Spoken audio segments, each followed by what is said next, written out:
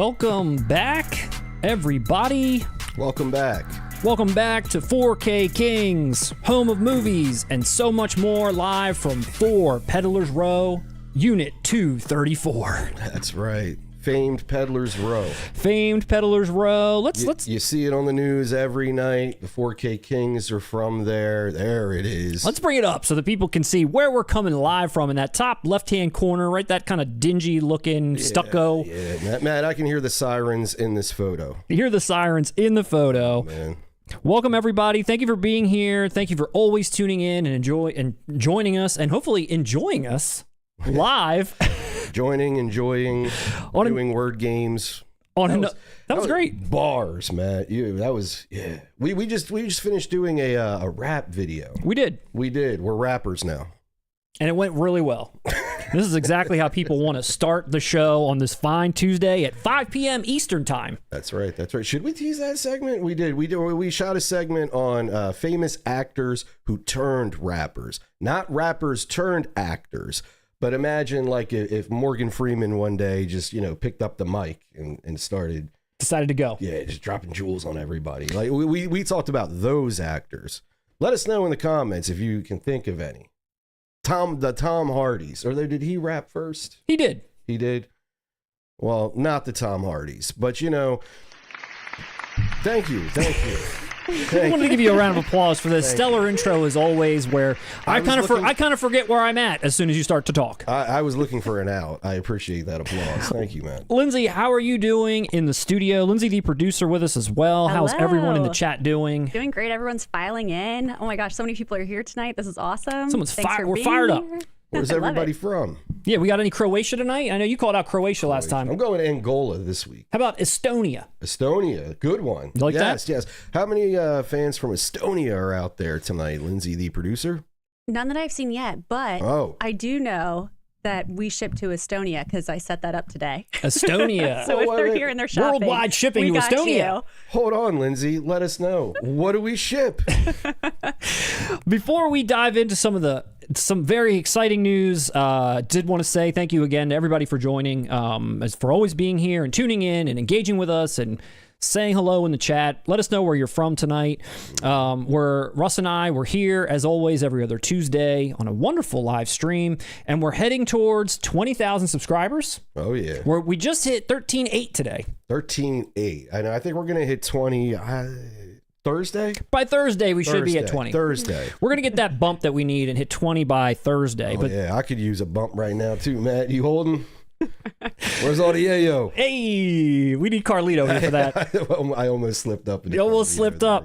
But yes, we're looking to do that magical number by the end of the year. Thank you for everybody that has helped us get as far as we have. And if you can do something else to help us, do more. I don't know what else people can do, but please help us somehow.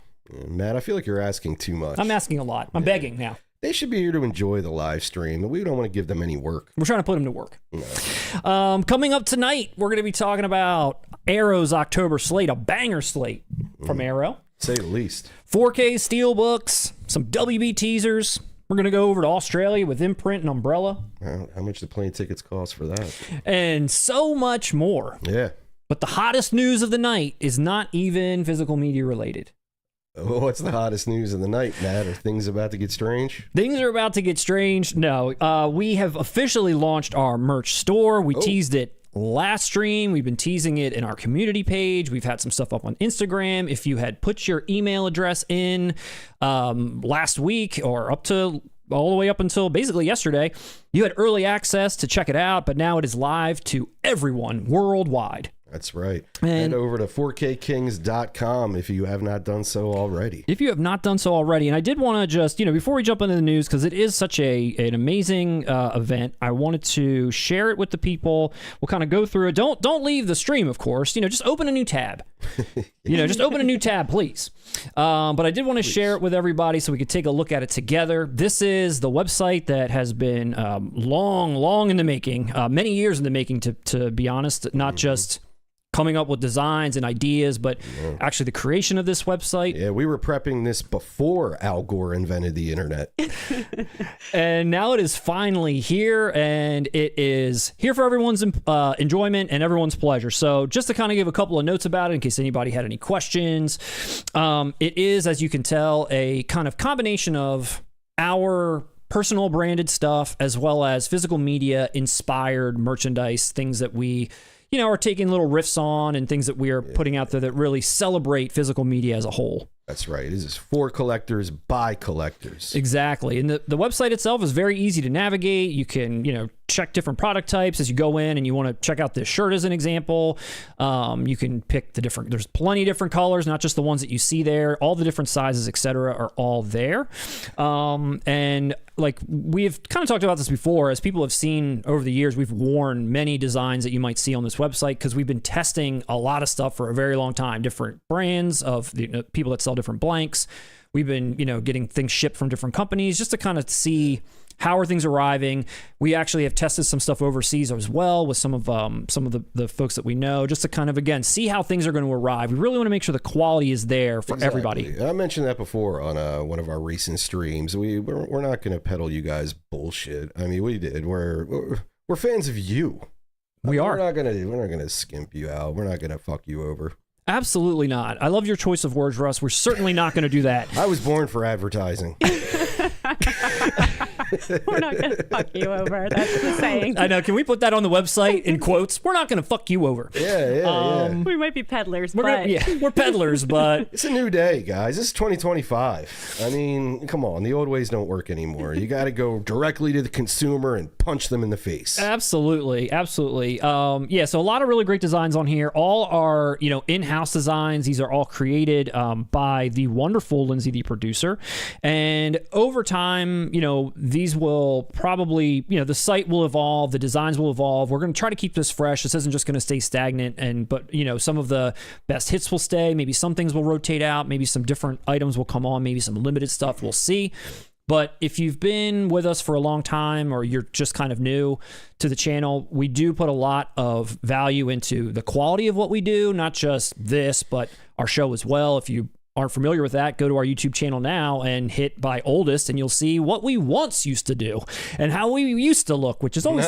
don't do that. It's always kind of fun when you find a new channel and they're like looking, you're like, wow, this is pretty cool. I like this channel. And then you go back and see like their first video ever and you're like, wow, they've come a long way.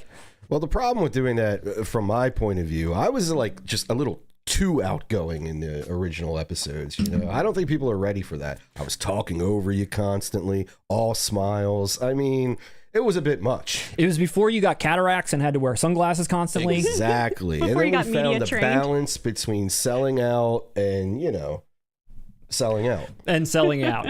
But yes, it's definitely, again, we are committed to quality. Long story short. Yes. The one thing also to mention is we have a worldwide audience, so we're shipping completely worldwide as well. When you shop, you'll notice that there's a currency selector at the top, so you can choose what, where you're buying from or where you need it shipped to. And depending on where you're getting it shipped to, the prices themselves will reflect shipping as well as any local taxes that you may have to pay. So it's kind of like an all-in-one inclusive price. So when you get to checkout, you won't see any additional, taxes or shipping or anything else. It's all within the price based on where you're from. Mm-hmm. So hopefully that's a little bit easier for everyone to not have to worry about all that stuff and see a ton of line items for whatever taxes you may have to pay. No fuss. Get it all at once. You don't end up at the cart at the end of your shopping experience and like, hey, where did this extra $17 fee come from? Absolutely. It's all there. We got totes. We got hats. We totes got totes. We totes got hats and different sweatshirts, t-shirts, and all kinds of good stuff. And any questions that anyone may have, you can still email us directly at 4kkingsyt@gmail. There's also a way to email us through the shop itself, but I know everyone's so familiar with the 4kkingsyt email. Yeah. That's where you send it to. Yeah, dude.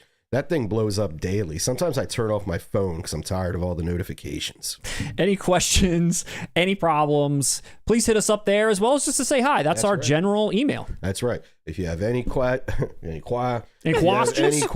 ask me. If you have any problems, go to Matt. Reach out. reach out.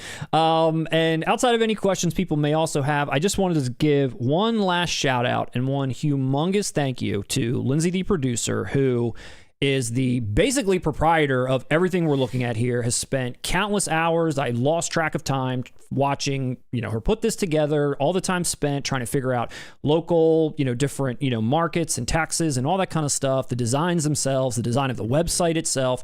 She is a true champion, and we could not have in any way, shape, or form made this a reality without her help. Yes. So let's give a round of applause to her. Shots. Thank you so much. We super appreciate you. You are, if you didn't think you were already, you're absolutely an official 4K king. Well said, Matt. And I'd like to add, I spent countless hours watching Matt spend countless hours watching Lindsay, the producer, do this.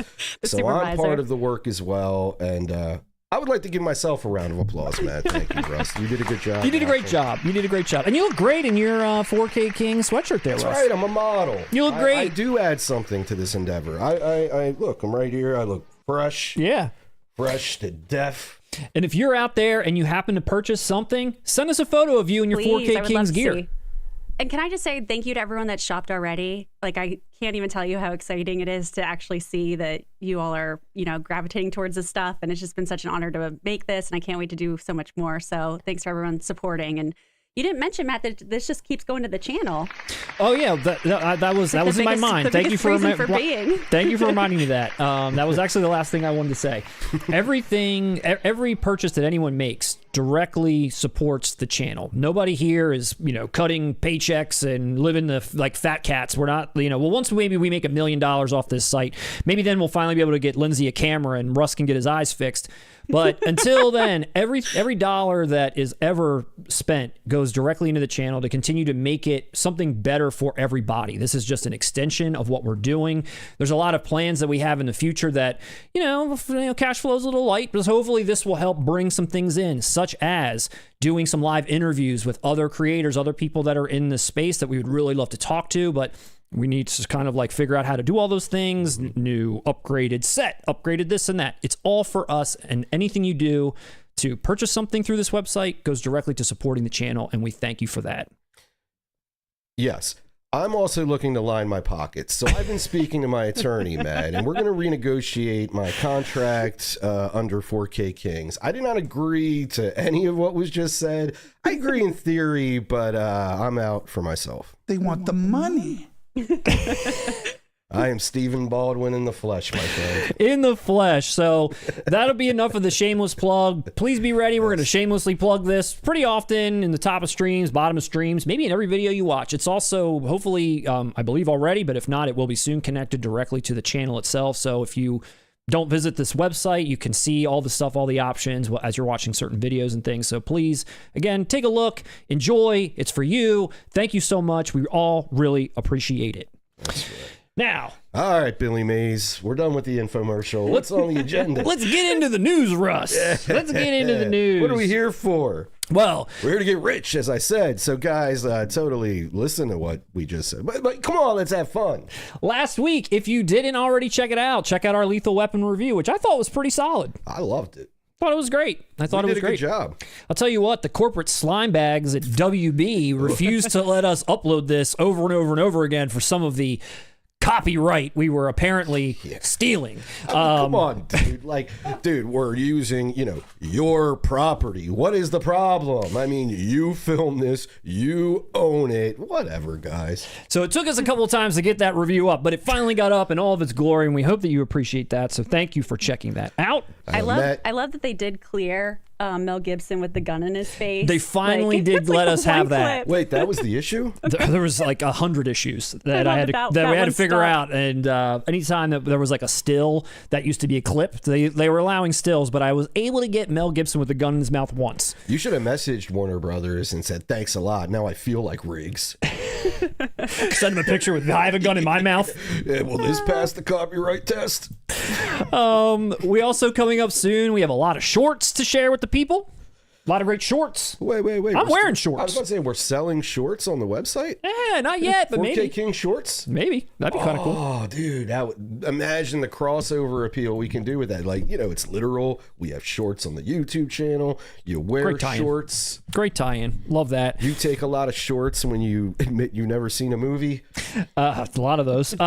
We also have, as Russ mentioned, a video coming out about famous actors who decided to rap, and it was probably not best idea that they had that day. That was eye-opening, even for a guy who wears sunglasses indoors. I agree. We also have a video coming out about actors who turned down famous actors that I always mess this up.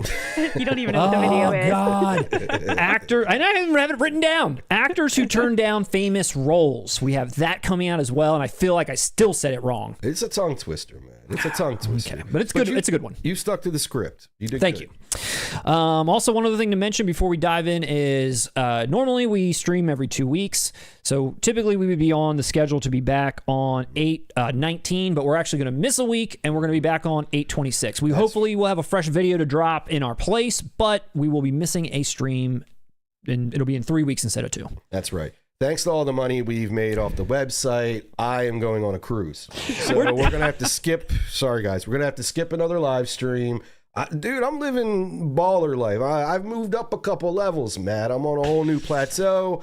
New tax I'm bracket. enjoying it. They want the money. That's all we want. You only live once, Matt. You only live once. You only live once. All right. Enough of all that stuff. Enough of all that ballyhoo. You ready for some news, Russ? I am, man. Are you ready for a... Update. You ready for an update? I am, man. I miss Robert Stack. Oh, actually, no. I don't want to do the update yet. There is an update, but one thing that is the hottest news yet that we're going to miss on the 15th when Criterion drops their November announcements. But a loyal fan sent us an email right before and basically let us know that not only did Russ's dreams come true, but he most likely made this announcement possible. Do you want to say it, Russ? I'm taking full responsibility. I don't even say most likely. Guys, thank me. I've been talking about this for how many years, Matt? Not only did I call it was going to be on 4K, I called the label that was going to put it out. You did. And that is the classic masterpiece 1990 House Party, one of my favorite films of all time. I'm not kidding. I do say, hey, this movie's in my top. This movie is in my top 10 easily.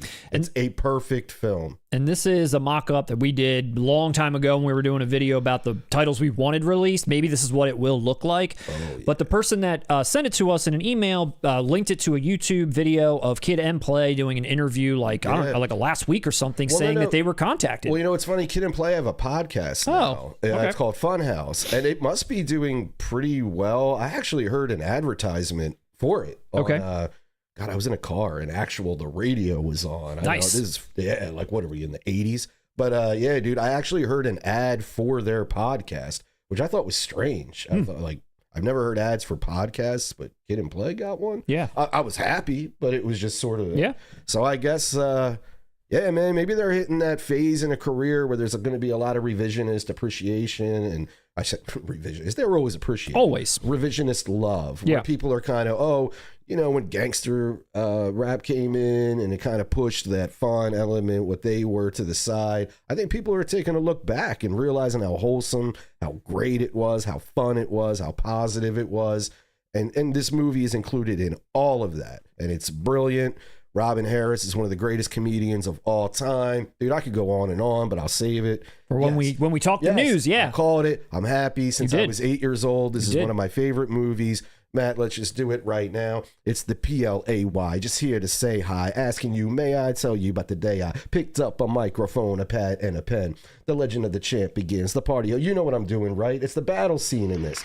I've had that memorized since I was 8 years old, my friend. And now it's finally coming to you, for you. 4K, I'm going to get up and, imaginary rap to no audience in my living room again like I'm 8. We're going to cover this, obviously, when it comes out, but just two things that I wanted to mention. And it's, I think this is actually really cool about this announcement. One, when we saw the clip, they mentioned that they were contacted and they did an interview for it. So you know that there's going to be extra features that are new and brought together, because it's kind of, you don't know sometimes what Criterion's going to put together, especially for something like this. But normally, Weirdly, I was shocked that they said this is going to be a 4K and Blu-ray, because sometimes we've gotten just some Blu-rays from Criterion, and I could have seen this going that route, still appreciate it, but I could have seen them not going the 4K, and you're getting the 4K for this. I know. And what's amazing about it, I forgot because you kept going. Sorry. I had a point there. All right. Shit, we'll come back to that one. All right, then. So anyway, we're going to dive much more deeper into this, but I did want to say congratulations to you, Russ. You said since we've started this channel, this is the only thing you wanted to see come in 4K before you die. That is true. Dude, honestly, mission accomplished. I could quit this channel tomorrow. Please don't. This is the 4K I think I want the most on a personal level. This is, and like I said, I wanted it from Criterion. I wanted it from them. Now, you know what's next for me. Sony's got to do, well, me too, but I know for you more. But Not Criterion? Sony Steelbook. Okay. Dude, just like I called this, just one of the guys is a Sony Steelbook. I can't wait. Or it's a classy Sony Real Genius treatment. I hope it's a steal from guys. them. I do too. That's what I want. That's what I want. I would love Criterion too. Original artwork, just one of the guys, Steelbook, day one. All right. Well, congratulations, Russ. This is day 3. Oh, I know what I was going to point out. Okay, go. Sorry. When you just said they were contacted for new interviews, yeah, dude, the original, it's never been on Blu-ray. There's only a DVD, okay? From what I recall, the DVD only has a trailer. DVD. Only has a trailer. Only has the trailer. So any bonus features on this is an immediate upgrade from previous releases, dude. Awesome. Hopefully they get Reginald Hudlin, the director, to do a commentary. There wasn't one on previous release or on the DVD, but he did one on Boomerang, which he directed in '92. Okay. Hell, I mean, I don't know if Boomerang is on the level of Criterion, but I'm going to throw that at you guys too, since you gave me House Party. Well, when we cover House Party, we'll talk about it for the whole stream, much like I talked about Silverado the entire time. Oh, that's right, man. Dude, Ms. 45 and now House Party. What a year. Those are 2 of my top 10 favorite movies of all time. We'll be talking about that later, and too. They announced, like roughly around the same time, man. This is great news for Russ. All right, well, now that we've covered that and we've given you a chance to gush, let's move into the rest of the news, and we'll be coming back to this when we stream next. And now, for real, let's talk about an update. So we've covered Nightmare on Elm Street pretty extensively at this time, from when it was first announced to when the pre-order went up to when the pre-order was at a different website to, I think we talked about 9 different streams at this point. Yeah. We finally have art. And I can't wait to talk more about how sultry the mom is. Your favorite mom in all of cinema history. Man, dude, it's like she just stepped out of a film noir film, from the 40s. She's just like, Donald, go easy on the girl. You're drinking too much coffee. Stuff like that. Stuff like that. Oh, man. That's real great. Yeah, she's top 5 MILF. That's hot. We're on. Yeah. I'm sorry, man. So Nightmare on Elm Street. What's the update? Here's the update. Here's the box. We finally have the art. That's gross. This is it. This is finally the box art that we've been waiting for to see what the hell are they going to do. And this is it. This is what the hell they've done. So you basically have Freddy's ripped up sweater. You got some skin sort of showing. It looks like his neck is maybe up there. I can't see with that band around it. But that's what we're looking at. And we only kind of have one angle of the steel. I'm assuming it's just the sweater all the way around. But here it is. And as you know, it was announced months ago. Zavvi, $250. Amazon, $180, we mentioned. But this is it opened up. And it looks like it comes with some 3D glasses too, which I thought was kind of an interesting touch. That always came with the box sets. And as we expected, original art steels for every single film, which is pretty awesome. And a certificate of authenticity, so you'll know what number of which number you've got. Dude, I've gotten into fights over people with that. I've had people over my house and they'll look at my special edition collection of The Fly. And they look at me dead in the eye and they go, "Hey, Russ, that's not authentic." And what do? Pull out the certificate of authenticity? You know what they claim after that? I forged it. Well, hopefully no one will think you forged this one. I said, "You motherfuckers, you really think I have a bootleg collection of The Fly?" Definitely not. And hopefully they won't think you have a bootleg collection of this or the Dark Knight Steelbook set. Hopefully, because it always resorts to fisticuffs, man. And I don't want to knock anybody out over my Blu-ray collection. The one thing I will say, and I want the chat to correct me on this because I didn't have a chance to confirm this or not. But allow me to. The U.S. version of Nightmare on Elm Street box set is all 4Ks, but the Zavvi release comes with Blu-rays as well. And I don't know if that's maybe why the price is different. I could see that being the case. But Mark, check me on that, because I want to say a lot of the screenshots I saw, the Zavvi one has Blu-rays, the US does not, which again, I'm fine with just the 4Ks. I don't need the Blu-rays. So maybe that's, again, the price difference, but check me on that for sure. But here it is. Everything opened up, 7 different steels, certificate of authenticity, so no one will question that you've got the real thing, and 3D glasses. It's the worst. We also have the back of the card that'll go around it, and just wanted to also mention that it's coming with the theatrical and uncut versions of Nightmare on Elm Street and Nightmare on Elm Street 5. That's pretty badass, especially for 5, in my opinion. 5, if I recall correctly, that's always been the thorn in fans' sides. I believe that was only available on Laserdisc. Okay. Prior to this. Okay. The chat, they'll correct me if I'm wrong. We have a smart audience, but I believe that was always the situation. Okay. Well, So that's really cool. Yep. So a little bit extra information there. And as you can tell, this is the back from probably the US one, which again is only showing the 4K. So once again, I think I'm right in what I'm saying. But this is it. This is what we kind of been waiting for. I'm not necessarily, I feel like at this point, all we can hope for is to not be disgusted. And I'm not. I think this is interesting. I think it's cool. I kind of was expecting Freddy to be on this somewhere, somehow. I think originally when I saw this, it was low res and I didn't see the dirt. I didn't see the skin showing through. So I kind of like that it looks like that, but I actually don't know where the hell I'm going to store this thing. 7 Steelbooks? This bitch is going to be like this big. Like, where are we putting that? Hey, on top of the shelving? Hey, it's Nightmare on Elm Street. You know what? Oh my God. I didn't even think about this, Matt. Again, the original Nightmare on Elm Street is in my top 10 of all time. Wow. Because we're going back to my childhood with a lot of these titles, you know? I'll store it anywhere. It's going to be a big top 5 at the end of the year for you, I think. Yeah, it really will. Unless they botch. Oh, dude, I can't wait to see the transfers on all these sequels. I cannot wait.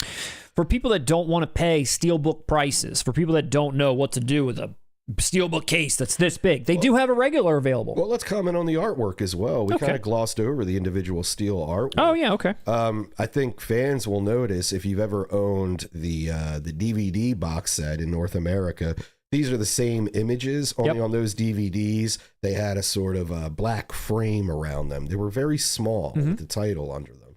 I actually think this is cool. Do you like it with no titles on those boxes? I do, actually. I do. And I like I mean, some of them are, or actually, I guess, no, they all are original. Well, are they all original theatrical? They're close. Artwork? They're very close. Yeah, some of them are, they're variations, but slight variations, but I really like it. I actually really like this. I do too. They didn't go complete original artwork, but they didn't run away from it. You know what I mean? They just highlighted it, and I like that. And as far as the outer box goes, you're right. If you go too flashy, it's obnoxious.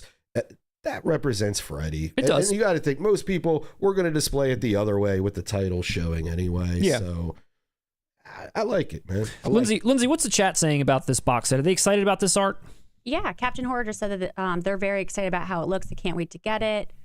Let's see. Someone else said that they put an order in and they're hoping that it doesn't come mangled. I was thinking the same thing, and I mentioned that before. WB's been pretty solid putting everything in like this cardboard, like open, like kind of case, and I'm wondering if we're going to get a giant one of those for this, because that's the thing that will piss me off if this shows up with a ding, with a scratch, whatever. Has anybody ever, I guess they just started that recently. Yeah. I was just going to ask maybe about the Dark Knight trilogy or something, but yeah. Steelbook's coming in there. Yeah, I don't know. Warner box. That's the first time I saw it was with Blazing Saddles, I believe.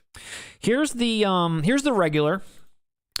And it, they're going red case. I like that. And Me too. I always like the red case. Yeah, it's cool. I've seen its side profile for the Canadian one of these. And I mean, it's hard to tell from a picture, but it doesn't look like it's going to be a very big box. So, I mean, obviously you're going to have a lot of discs stacked on top of each other, which hopefully for like maybe $89.99. I don't know what the price is on this yet. It'll be fine, but I can just tell that that's how this is probably going to come. Everything's stacked on top. As long as they don't, I know I'm not the only collector that feels this way. Nobody likes the kind of magazine style of 2 on one side, 2 on the other. No one likes that, but you know what's worse? And I've had this happen mainly with like TV show DVDs when it's just one deep pocket and they all stack on top of each other. Yeah. I doubt they do that with 4Ks, but that is, oh my God, that's a nightmare. That's a nightmare. Guess we'll see. It's a literal nightmare. So Literal nightmare. So that's it. Hopefully, possibly the final update for Nightmare on Elm Street until we get it. We have it in hand. We possibly, I don't know how the hell we would do a review of this. We just do a review of we pick a movie maybe out of the set, review that, and then showcase the box. You guys let us know. I can go on and on about every single one of these films. I could do an hour-long segment on each sequel alone. There you go. You can jump in. I'll jump in. But I'm serious. If anybody is interested in that, this is a series. For instance, I dig the Halloween franchise, right? But once you get outside of 1, 3, I do enjoy 4 and 5, the Danielle Harris ones. But like, there are ones in there I don't have much to say about. You know what I mean? I'm casual on them. Every single one in this franchise, I am, peak knowledge. I am an authority. I'm good up until The Dream Child, which I wasn't too much of a fan of that one. Oh, like, dude, I didn't say they're all good. Yeah. That's where I feel like I wasn't good. Yeah. And honestly, dude, it's pretty unanimous. Freddy's Dead is the quote unquote worst. But even I enjoy Freddy's Dead, and I'm filled with random facts about that movie. Yeah. Gotcha. Let us know, guys, in the comment section if you're catching this later, in the chat right now. If you would love the 4K Kings to do a deep dive on the Nightmare on Elm Street series, we're your guys. If you don't want it, hey, we're cool too. There it is. We'll let it go. Look, they even put when you can redeem the code by on the cover. They're like letting you know. I mean, you have some time, 2 years, but I never saw that before. I never saw that either on the cover. So that's it. And can we point out this cover? If you own that old DVD collection in North America, this was the box cover. Yeah, this image of it. Which is a cool image. And I was expecting something like this on the steel too, but I like what they did. I like what they did. It's nice. It's nice. So there you have it. Am I wrong on that box? Did he have his hat off? Maybe it was a different image. I got to fact check that when I go home. Ultra high definition. Freddy is ready. He's ready. He's ready for Freddy. You ready for Freddy? So there you have it. Nightmare on Elm Street. The news, the pictures, everything that we now know. I don't think we've got individual details on extra features or anything. I don't think we can really expect much. We're just getting all these films and hopefully ultra high definition. We're getting none. You can tell on the back. I mean, the biggest selling point would be the director's cuts in the original. But can I ask you this, Matt? Since we now have the entire series on 4K, would you say that the Nightmare franchise is now entered prime time? Bitch. I meant to have the clip of Freddy where he's like, "We'll see, bitch. We'll see." You love that. I do. It's great. And you know what's funny? You just dogged 5. That's 5. I know. I like just that. I like using that out of context where we're like, I hope the transfers are good. We'll see, bitch. Dude. We'll just see. Freddy Krueger quips out of context. They're great. The best. All right, let's keep on moving. We got a lot of other Steelbooks to cover. Let's talk about some more Steelbooks, Russ, now that we've talked about Freddy enough. One I was kind of shocked to see because I kind of thought this one was a wrap from Shout Select, who put out one of my favorite movies of all time not that long ago. They put out Clue in 4K. I thought you were going to say Twister. Not Twister, but Paramount, I guess, decided, you know what? We want to get on the Clue action, and they're putting out a 40th anniversary Clue Steelbook. Did this anger you like it angered me? No, I'm okay. I mean, I'll say this. I think this looks great. I had the choice of both at the time, it's hard for me to say which one I would have gone with, but I'm not sad that I have the one that I have, and like I'm going to buy this one too. But this does look nice. When I say anger, I don't mean, enraged. I'm running in the streets protesting. But what I'm saying here is, I know what happened here. You know what I mean? Paramount wanted some money. No. Of course. But what happened is, and they announced this last year, when Shout Select put out Clue, it sold way more than they were expecting. It sold out. I think it was like their highest selling title, correct? Yes. Mm-hmm. So what do? We dropped the Steelbook. Mm-hmm. Now, traditionally, this is why it bothers me. You should have done a Steelbook first, because that's what collectors go to. You should have then saw, whoa, that Steelbook sold like hotcakes or whatever. Then go give us the regular. Exactly. Now, it was a miscalculation on their part as to how beloved this film is. Yeah. But it bugs me because, like you said, I would have gone with this, but I was duped into getting the standard edition. You got duped. I just wish maybe in the future, guys, either maybe figure out how beloved a film is, go with that Steelbook treatment first, or like Natural Born Killers, do it both at the same time. But see, with NBK, they knew that has more cult. You know, like I said, they did it simultaneously. Yeah. Yeah, and I mean, the art looks great. I think and even the Shop Select one, you can still get it. Still, it's up for sale on Amazon right now. It's going to be slipless. You ain't getting that slip. The slip's gone. I'm saying. We all know it's like these collector games. Yeah. I just wish they did this first. I understand, just learn from it, but from the collector's perspective, learn from it. They're just making money off all this. I'm sitting here in my head, hey, shit, maybe I'll pick it up anyway. Yeah, hopefully it just keeps the Clue love alive. For anybody that didn't buy this already, or for whatever reason you didn't, now you can get it. It's out October 7th, by the way. Or, you know what a great scenario this is for certain collectors? What's that? If you missed out on that initial run and you love Clue, but you're like kind of anal and you want the slip, but you couldn't get it anymore, now you have arguably the best version you could get. Yeah, and I think it looks great. So for Clue fans, there you have that. Another Steelbook that I saw that's actually out now, and we kind of missed this, and it was limited to 1,500, so I'm not even sure if it came out. It's something that I actually almost forgot about, and then I was like, wow, they're putting this out as a Steelbook, like putting this out at all. Faces of Death. Holy shit. Dude, if you are our age, this title is legendary. It's like a myth. It is, honestly, dude. I remember debating this so many times, like, is it real? Is it not real? I still don't know, to be honest. Still don't know I don't either. want... And I've seen one of them. I know there was like at least 3 at one point. Yeah, I honestly, you're right, dude. This was like one of those video store staples where you saw the poster, you saw it there, you knew you were never going to rent it because it was allegedly actual people getting killed, like found footage or people like filmed something like on a... I remember there was one where like someone got eaten by an alligator, I thought I remember. Let's explain the lore, though, to people who maybe weren't around at that time and they're a bit younger. All right, this is pre-internet. You can't fact check things immediately. Nope. And what this movie was, it was essentially like if you just went on like YouTube and saw it, you know, real deaths, people getting killed for real. And these were in video stores back then. If you not Blockbuster, but those were mom and pop shops, Movie Madness, the real video stores. Honestly, you guys have been lied to. Most people who were into movies back in the 80s and 90s, we didn't care about Blockbuster or Hollywood Video. No. It was the mom and pop shops. That's where the juice was. That's where it was. Agreed. At. And that's where you would find Faces of Death. And it was such an urban legend. If you were a kid, they were always rated a certain way, so it'd be hard for us to rent them, you know? I didn't want to rent it. I was terrified by it. But you would be with like your other friends, and it would be like, that's how I saw one of them. It's like, I didn't really want to watch it either, but you didn't want to be the guy. You'd be like, no, dude, I'm not watching that. So you did it. Yep. It was like a rite of passage, right? But even as somebody who watched it, it felt like, man, is this real or is it not? And I still don't know. Like maybe some are faked, maybe some weren't. I don't know. Yeah, but I love. It might have been a mixture. Dude, this Steelbook looks awesome. It's like the literal original art from the box. Yes, that's what you saw. Yes. And honestly, dude, I need to look into this. I would buy this. This to me is an historical artifact. Dude, it is. I'm being honest. It is. This to me is an actual. This is something when we talk about the preservation of film. I know it sounds crass and crazy.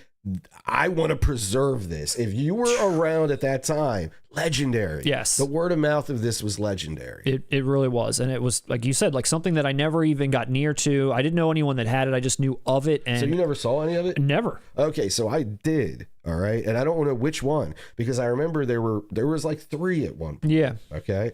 And it was a friend and I, and it was cool. The mom and pop video store I went to, dude would let me rent stuff like this. Okay. He was pretty rad. My mother had already signed off that like, yeah, he's allowed to rent R-rated videos when I'm not around. But this was labeled NC-17. Even though there was no rating, the store itself put it on there. Yeah. And dude slipped it to me. And I think, you know why he probably did? My Kids, remember Larry Clark? Yeah. Kids, he put an NC-17 one on Kids, right? Yeah. And I actually had to have my mother go into the video store with me when I was 13 for her to tell the guy, yeah, it's okay for him to rent Kids. Yeah. Guys, don't judge my mother. She had no idea what she was. I was, she didn't know what I was renting. The NC-17 sticker should have given it away. And the title, Faces of Death. But she's a good mom. No, but she wasn't there for Faces of Death. I see. I think Faces of Death would have tipped her off. Dude, I mean, it's such a morbid, obviously, thing. Kids kind of like, maybe she could have assigned her own meaning to it, but Faces of Death and you have to come with me so you can rent it. I think she would have put 2 and 2 together with that one. Yeah, it's honestly just something that I always remember. And when I saw this, Gorgon Video is who put this particular one out, limited to 1,500 copies. I don't know anyone else's experience out there, but if you're around our age at least, I'm sure you have a similar remembrance of like going to a movie store, seeing the poster, being scared to rent it. Maybe a friend had it, maybe you put it on and you like, it's just more morbid curiosity than anything. But I feel like nowadays I have more morbid curiosity than I did as a child. As a child, I was like, what do you mean? Just people are dying on here? But that was part of it. Like I said, that experience was so unique because it was a rite of passage of sorts. Urban legend. You didn't do it, but I'm just saying. But no, even rejecting it was the rite of passage. Sure. I can't describe to you how even casual people, not just movie dorks like Matt and I who would go to the video store every day, but I mean normal people were aware of this. Lindsay, did anybody pick this up? Has anyone said in the chat that they have this version or have picked this up on physical media since it's been around? We've got a lot of people saying that they watched it or rented it, got away with renting rated R's at rated R movies at like a family video spot. Hell yeah. Like you're saying. I don't think I saw anyone saying that they've got it. Maybe did someone say they got it on VHS? Can anyone confirm or deny that it all is real, some is real, or is it all staged? Because I feel like to this day, I still don't know, nor does Russ. Most people are saying it's like a mix. Like someone's at 80% fake with a few real deaths inside of it. Wow. Yeah, if you go to the chat, there's a lot of people talking about this. A lot of people are familiar. Oh, yeah, and Lindsay, what were you aware, Lindsay? For those who aren't aware in our audience, Lindsay, there's a little bit of an age gap. Lindsay is 20 Gen years Alpha. Younger. Lindsay's 18. Yeah. No, I had heard of it. All she does is watch TikTok. Jesus Christ. But no, I've never seen it though. That's what I'm saying. Like even Lindsay, the producer, I was scared of it. The premise of it scared me. Yeah, Matt likes him young. Even Lindsay, the producer. That little age gap, right? Even she was unaware of this, but I'm telling you, this was so monumental in the early 90s. Oh man, dude, I'm buying this on principle. Like I said, this to me, it's an historical artifact. It came out like a week ago. 1,500 copies limited. You better jump on it. Yeah, can someone in the chat maybe, don't leave us, like Matt said, pull up another tab, check the availability on this. Let's get it. Maybe we need one. Maybe I'll put it on the set back there. Let's reach out. What was it? Gorgon Video. Gorgon Video. Let's reach out to Gorgon Video. I like that they did this. I don't know. I saw this dude and I was like, wow, Faces of Death. Yeah, this is going to end up on Matt's top 5 of the year. Wow, it just took me back to that time. Like it was just one of those things I almost kind of forgot. And when I saw it, I was like, holy shit, Faces of Death. I know, you're like, God, that dude in the electric chair, he looks so great in 4K now. Wow. So Faces of Death, everyone. I hope everyone enjoyed this segment on Faces of Death. One more Steelbook that's a little less morbid. I'm with you. That's an impressive Steelbook. Quick and the Dead, 30th anniversary, Sam Raimi classic. Yeah. Western. When people think Sam Raimi, I'd argue, what do they think first, Matt? What do they think Quick and the Dead? They think Gene Hackman. No, I'm talking Sam Raimi, dude. In my mind, they think Quick and the Dead. They think For the Love of the Game. And Powerful Oz. Other one. Well, Powerful Oz. James Franco. Franco and the Oz. You're right. I don't even remember the correct title of that movie. What was it? Oz the Great. Wonderful? Yeah, some shit like that. Something like that. Something like that, dude. Okay, you ready, guys? I've never seen this. Hopefully, you won't hold it against me. No, but we're not. Dude, look at this cast, totally stacked. Yes. And I remember thinking that too back in the day. What a stacked cast this was. You did not. I did. You're a liar. I swear. You're a complete liar. When did you become familiar with this movie? Immediately. Okay. And I knew all of them. No, you did not. I did. No. I knew Russell Crowe from Gladiator in the Future. I was about to say, 'cause I have a cool story about this movie. All right. I've never seen this movie, but can I tell you all how much of a boss Sharon Stone is? She looks like a boss on this. No, I'm being honest. Me too. This movie came after Basic Instinct, which basically meant... The next one? I don't know if it was the direct next movie, but it was after Basic Instinct, maybe. Stop trying to fucking derail this, man. I'm telling you, this is a really cool story about Sharon Stone and this movie, all right? So she had a ton of clout, right? She could call shots. She's a producer on this film. All the other producers are men, right? Okay. They're doing casting. Every producer passed on Leonardo DiCaprio, passed on Russell Crowe. Okay. She was like, what are you guys, nuts? Those two are like amazing. And they were like, no, we don't see it, yada, yada. If you want them in there, you take a cut in your salary and you pay their salaries. Guess what Sharon Stone did? Cut her salary? And paid Leonardo DiCaprio and Russell Crowe to make sure they're in this movie.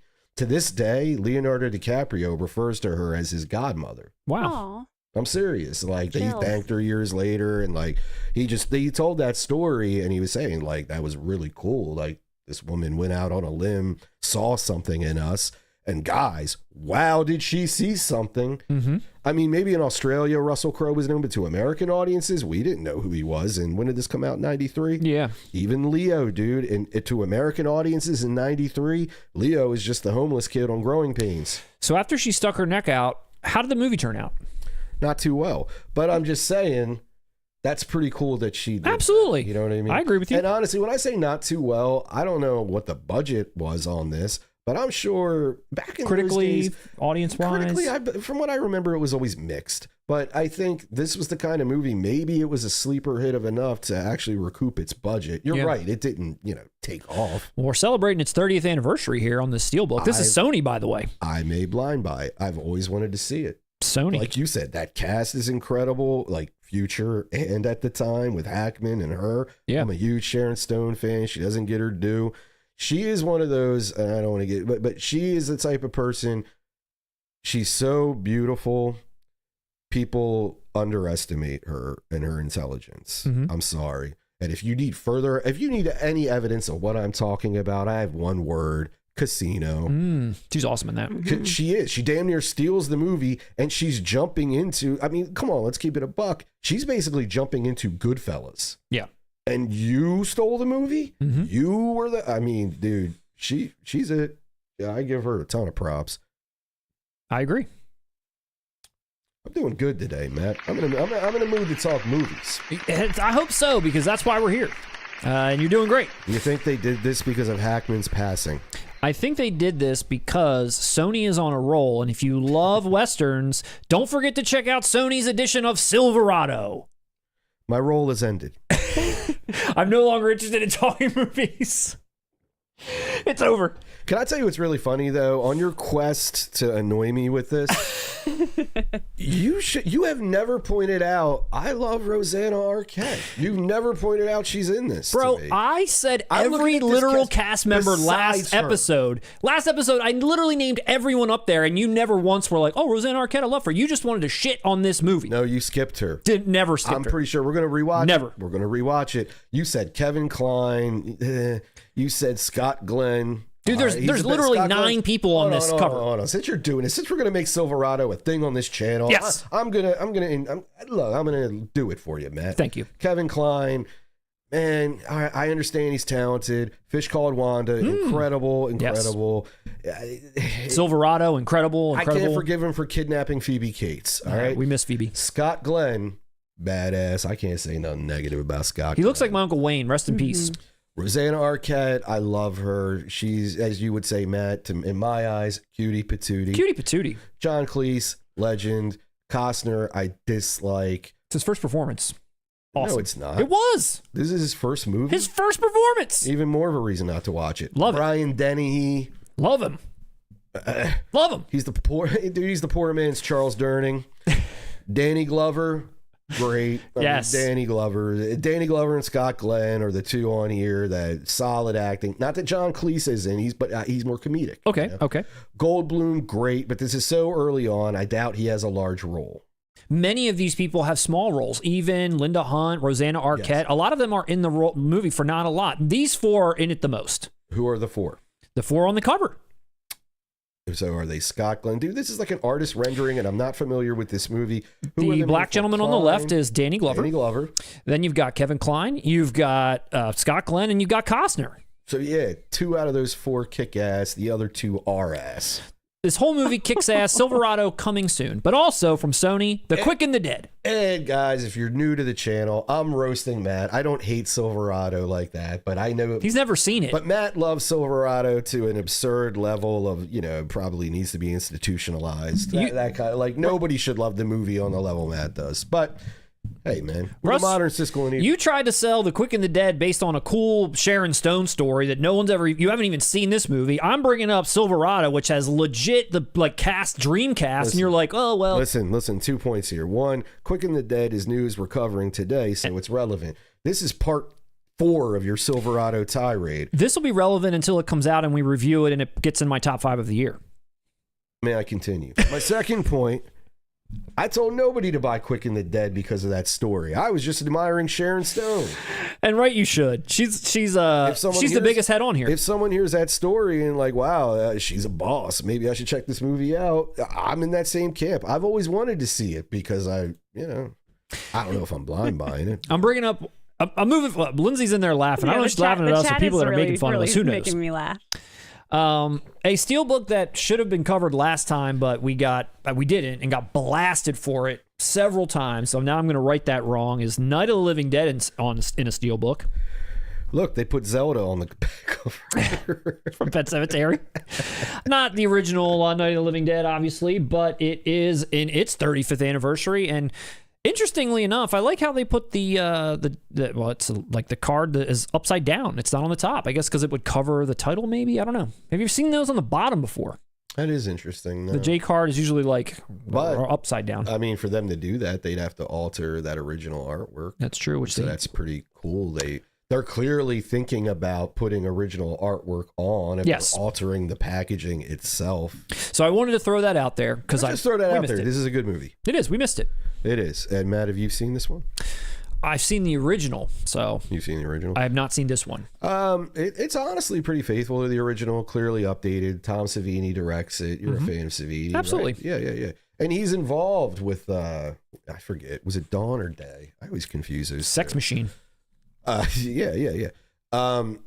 He does a great job. You see Tony Todd in an early performance, pre-Candyman. Yep. Bill Moseley, dude. He's the guy in the you've seen the original. I'm gonna get you, Barbara. Yeah. Like, he's that dude. It's good, man. And I think a lot of people our age love this because it came out in 1990. This, even if you had never seen it, going back to the VHS days, you saw this cover all the time. Oh, yeah, for sure. You saw it all the time. Yeah. And it used to play on, I don't know if it was HBO. There was some channel, though, back in those days. This used to play a lot, like late at night. And, dude, I'm telling you, for a remake, it's solid. You picking this up? Solid. I went, dude, this is selling well. Okay. I was on Diabolic. Yeah. It was out of stock. Okay. I'm looking to get a copy. I hope I do. But yeah, dude, this is a surprisingly solid. This is in that camp of, hey, that's a good remake. You know, it is. Okay. All right. Well, there it is. I didn't want to miss it again and get flamed. So there there it is. Night of the Living Dead in a Steelbook as well. And then the last Steelbook of the night is something that you, I think, wanted me to put in here seriously. I'm really not sure. But that's American Pie is getting a 4K Steelbook finally in America. Yes. In America. American Pie is finally released in America. Released every other territory all over the globe. I know. But finally, America gets American Pie. I don't like this cover. I don't either. No. But I think that's dumb.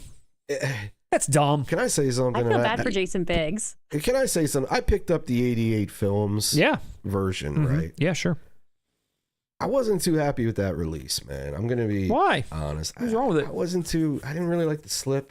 I didn't like the texture of the slip.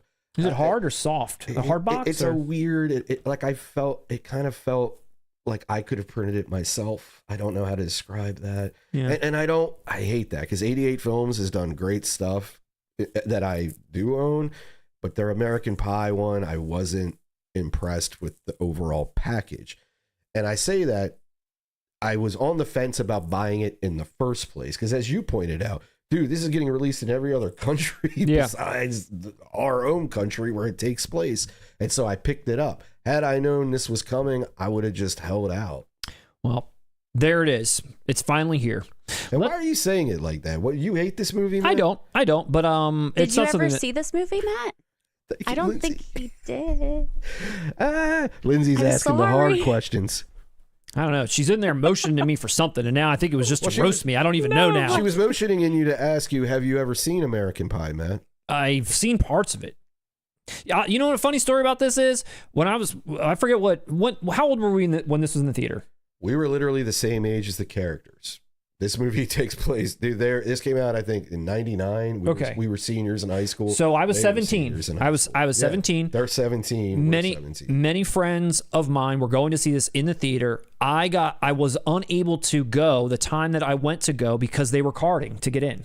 They were checking IDs because it was rated R. That's only happened to me 2 other times. Yeah, it was a notorious. It's only happened to me 2 other times, so I never actually made it in. So I've seen bits and pieces on TV.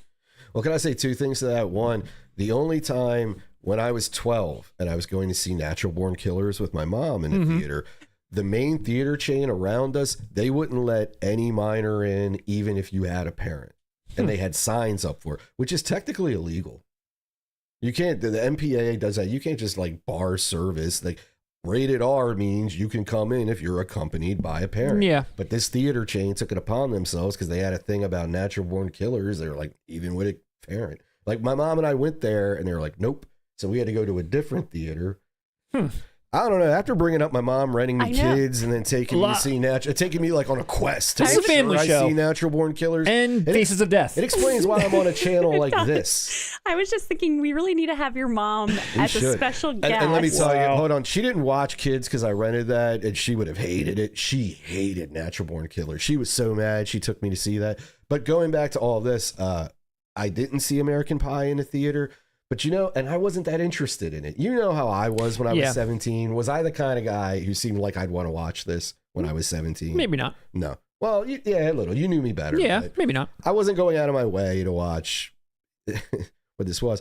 How I saw it, though, and this is a funny story for our channel, I just got my first DVD player, Christmas of '99. I didn't even know what it was when I got it. Right? Okay. And I started renting DVDs, right? Okay. It was Hollywood Video. All the mom and pop shops that we mentioned disappeared. And I rented, the first DVD I ever rented was South Park, Bigger, Longer, and Uncut. I take it home. I watch it. I watch about 20 minutes of it, and it starts skipping. Like the disc, someone scratched the disc, right? So I take it back and I'm like, hey, can I? And no other copies of South Park were in for them to give me another one. So like you can rent something else, and American Pie was in. So that's how I saw it. It was a replacement for South Park, Bigger, Longer, and Uncut. Gotcha. But I ended up really liking this movie, man. Okay. It's a much better teen film than it was advertised to be at its time. And dude, it's solid. It's a very solid teen film. All right. And I'm shocked you don't like it. I hate Blink-182, and they're in this movie, Matt. You like Blink-182, not me. Russ, I'm gonna have to cut you off on the on the American Pie talk. I've got nothing left to give, and we got to get to the chat. Man, this is a live stream, and I came to talk. Well, I think I'm doing my job. You've talked for too long, so let's move along here. Let's go over to the chat while we still have time left. You're gonna love where the chat's at right now, Matt. I know. I'm trying to go up a little bit. We got so much news to cover, and we're already an hour in, and we've talked about American Pie for too long and Silverado not long enough. So let's see. Let's just go back a little bit. I do want to say hi to everybody. We want to see where everyone's from. We want to kind of check in. We haven't really checked in yet. We got Dublin. We got Ireland. We got Southern California. We got Canada. We got Denmark. It never rains in Southern California. We got so many different people. Let's see. Dennis says Russ has to be an absolute stun with Arrow's October releases. I think we all are. This October is awesome for them. Oh, and to clarify, we're talking about Ms. 45 and In the Mouth of Madness. And others that we're going to talk about shortly. Yes, yeah. Okay. Adini, hey guys, on the site right now. Thank you, Adini. Grab yourself a hoodie while you're there, Adini. Let's see. None of your business. Nice job, Lindsay, with the site. Absolutely. Nice job, Lindsay. A lot of rounds of applause. 4K Queen from the Boru 1976. We need a Kevin Dunn shirt. No kidding. No, we don't. A sweater. Somebody wants a sweater from the site. Wait, did you see on our last, what was it, our last live stream? I don't know if you missed this, Matt, but somebody pointed out Kevin Dunn is in Silverado. I think they were joking. I don't remember him being in there. I looked at that cast. No. I was like, yeah, probably. No, I don't believe so. Let's see. Going full Scrooge McDuck in the merch money. Maybe no prize. We'll see. We'll see what goes on. Let's see. Oscar, I would email the Kid and Play podcast and volunteer to do a special feature, Russ. Send them a clip of you hyping up the movie. Dude, I've actually thought about that. You know what's funny? It's funny, like I am gloating and we're making a thing about the show. I have floated that idea to Matt once. I said, maybe we should reach out to certain, I don't want to say people I feel are attainable, and this was before they had that podcast. And I even used Kid as an example, Chris Reed. I was like, maybe Kid, because for a while Play wasn't doing any of this kind of stuff. Right. But Kid's always been out there. He does stand-up comedy. But Play, I feel like, is starting, especially with this podcast. Coming out a little bit. Around. Hey, Oscar, do me a favor. You do it for me. Send it to them. I would love to contribute something on that. I'm not kidding. We should throw it up here. I showed it to our movie night group. I have a picture I drew when I was 8 years old of the movie cover. Like with Play holding Kid's mouth, Martin Lawrence in the background. Yeah. Like I still have this picture I drew at 8 years old. Like I can rap that whole battle. It's one of those movies I can quote every damn line as boy, you better never commit no crime. Police have no trouble finding you. All they got to do is follow the drip. Like I know everything. Eric De Leon says he is pumped to get his Nightmare on Elm Street from Amazon. He just prays it doesn't come mangled. I agree. I like the pun there because didn't Robert Englund direct The Mangler? Wow, I believe it was Toby Hooper, Matt. But he is the starred Mangler. in it. Yes. So close. That was a good reference, though. All right. Good reference. Okay, not bad. Let's see. Victor Fontaine. Yeah, I couldn't drop $250 for the Steelbook set. We'll wait for the standard 4K release to drop to $70 and pick it up. Yeah, it's probably going to end up around $70-$80, maybe less than like a Black Friday deal. Who knows? But I'm telling you, what we locked in on the Steelbook for $170, I'm happy with that price. And if it even drops a bit, as long as it just stays there, I'm happy. Shaw 84. A man by my, or maybe woman, I'm not sure.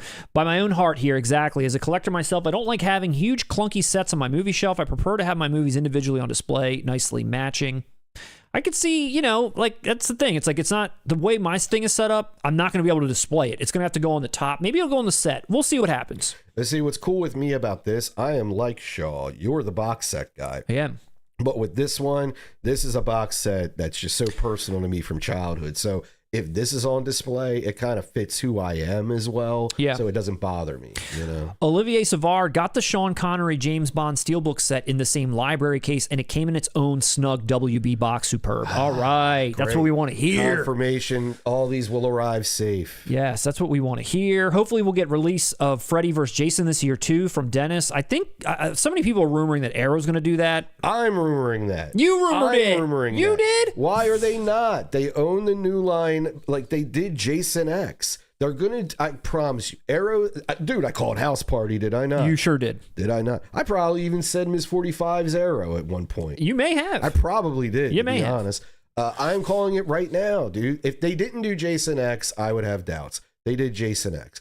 Jason X, Freddy vs. Jason, and that god-awful 2010 Nightmare remake, they're all in the same, like, rights where nobody wants them, but they're kind of cult enough to make money on. And when I say that, Freddy vs. Jason is good, Jason X is good. Mm-hmm. Not that damn Nightmare remake. But they'll shit that out, too, as well. At some point. And I think just because of the title, even someone like Arrow will give it a release. They know collectors like us are going to want a nice edition of Freddy vs. Jason to put next to this set. Trust me, I'll bet money. This set will come first, but maybe a Halloween. Oh no, we're already out of October releases, right? From Arrow, yeah, we're in October for them. I'm gonna bet early next year. We'll see. Yeah, I mean, they still have November and December, but we'll see. Yeah, I mean, they're doing all those other remakes and other weird, like, later Jason films, so it's definitely, I feel like it's right up their alley. A lot of Clue love. Good with my Shout 4K. I didn't like the film Clue, despite the premise and Tim Curry. What? Who said that? I still need to watch Clue, says David. Come on, David. Where are you at with Clue? My God. Some people saying I'm getting the Faces of Death for sure. It's a classic. Yeah. Couple people, everything I've heard, Faces of Death were recreations. See what I mean? It's happening again in the chat. Lindsay, so you were never aware of this. This is what it was like just verbally back then. Yeah, we still don't know. An urban legend. You'd walk past it like, you've seen that? Would you watch that? Is it real? Who Day NJ. I'm still scared from this as a kid. I watched it on VHS. Yeah. The most disturbing scene is the monkey dinner scene. I don't even want to know what that means, Michael Smith. Sounded scary. I don't remember that. Like I said, I only saw like a part or parts. Here comes Oscar. Matt didn't see something shocking. Thanks a lot, Oscar. Always love having you in the chat. Fucking Matt doesn't know anything about movies. He never saw Faces of Death. I'm just here to scroll through the slides and let Russ talk. Let's see. Blackadder, in the 80s, Blockbusters where you went to rent Silverado. That is right. Not mom and pop shops. Hold on. I want to shout out Dickie Holmes here because I was a latchkey kid, and he's exactly right. He had the same thing. We had the account open for R-rated movies. We could walk to the stores ourselves. It was kind of like I had to be in the damn after school. You got to stay there with all the other kids who were poor, so they'd watch you until your mom picked you up. And we were outside. We could walk and like go to the fucking store. Another comment, Oscar, Rock and Roll High School Forever with Corey Feldman was NC-35 because the video store didn't want people watching such an awful movie. I like that movie, and I've seen it. So screw you, Oscar. All right, let's recreate my play battle movie. It's Rock and Roll High School forever and ever. It's Rock and Roll High School.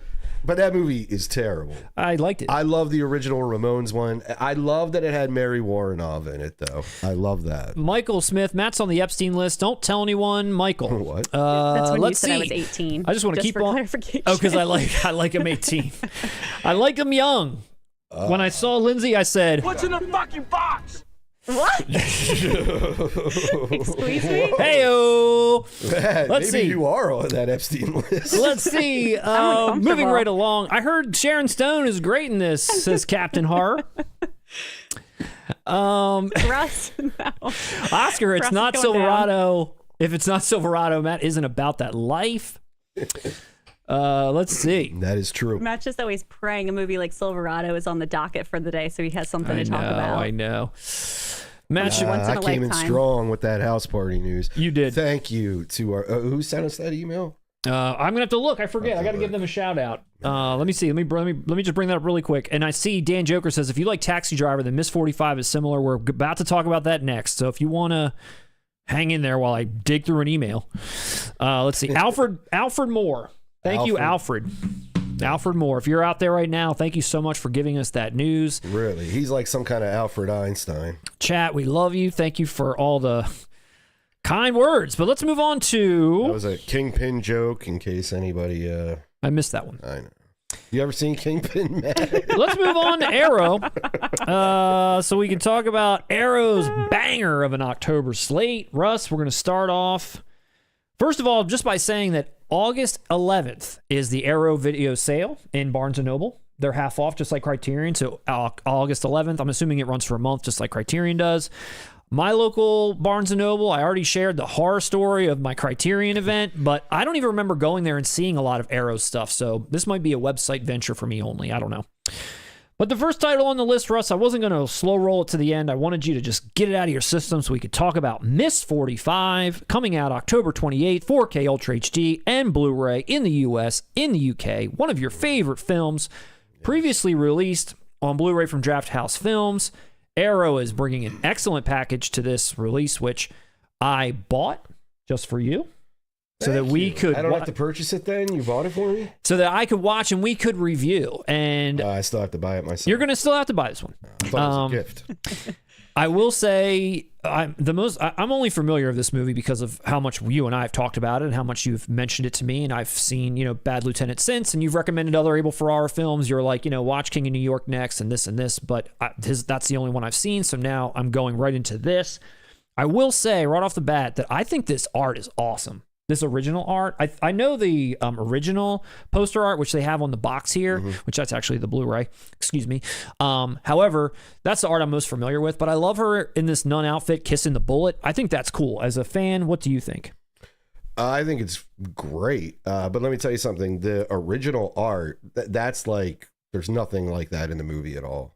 The poster? There's no, I remember you saying that, something like that doesn't look like nothing like that. So that's one of those kind of the old grab your switcheroo. attention, early 80s, your VHS store tricks. Sure. Oh, this is 81, so they weren't. But yeah, they have the flashy poster that is more of a artistic rendering than an actual scene from the movie. Yes, this hard box, this rigid box cover. Yes. This is a scene in the movie. She does don a nun costume and attend a Halloween party at the end of the film. So no, I'm with you. I love it, and I love the juxtaposition against the red. Coincidentally, that color scheme, red, white, black, is like my favorite color scheme for some reason. I don't know why. Okay. Whole other tangent. That'll be a short later. I love that color scheme a lot, so I'm even blown away by that. Let's talk about just what's coming here as far as obviously the packaging I think looks awesome. New commentary by so we always see in Alexandra Heller Nicholas, I'm not sure. She's got the film historian. The film historian. She is on so many different releases as a commentary, but this time they have her listed as historian and the author of rape revenge films. I guess she wrote a book, perhaps, or maybe softback, hardback. I don't know, but she wrote a book called Rape Revenge Films. Well, so they have her on here, dubbed as that. She's definitely qualified. She's right at home. This film, yeah. 2 new features, 2 new featurettes from film critics, 3 archival interviews, and 2 short films from a guy named Paul Rackman called, the short films are Zoe XO and Zoe Rising. 60-page book with writings from Robert Lund and previously unseen photos of Zoe Lund herself. And given that I was blown away by Bad Lieutenant and you're gushing about it, and obviously since it's one of your favorite films, we've got to review it. I picked it up, and I'm just going to be the last time I say this. I picked this up at Diabolic. You know what I bought along with it? Silverado. Oh, my God. Oh. Because they're both coming out the same month. So it's like... Can I tell you my story real quick? Sure. I'm going to give a little bit of thoughts here. But okay.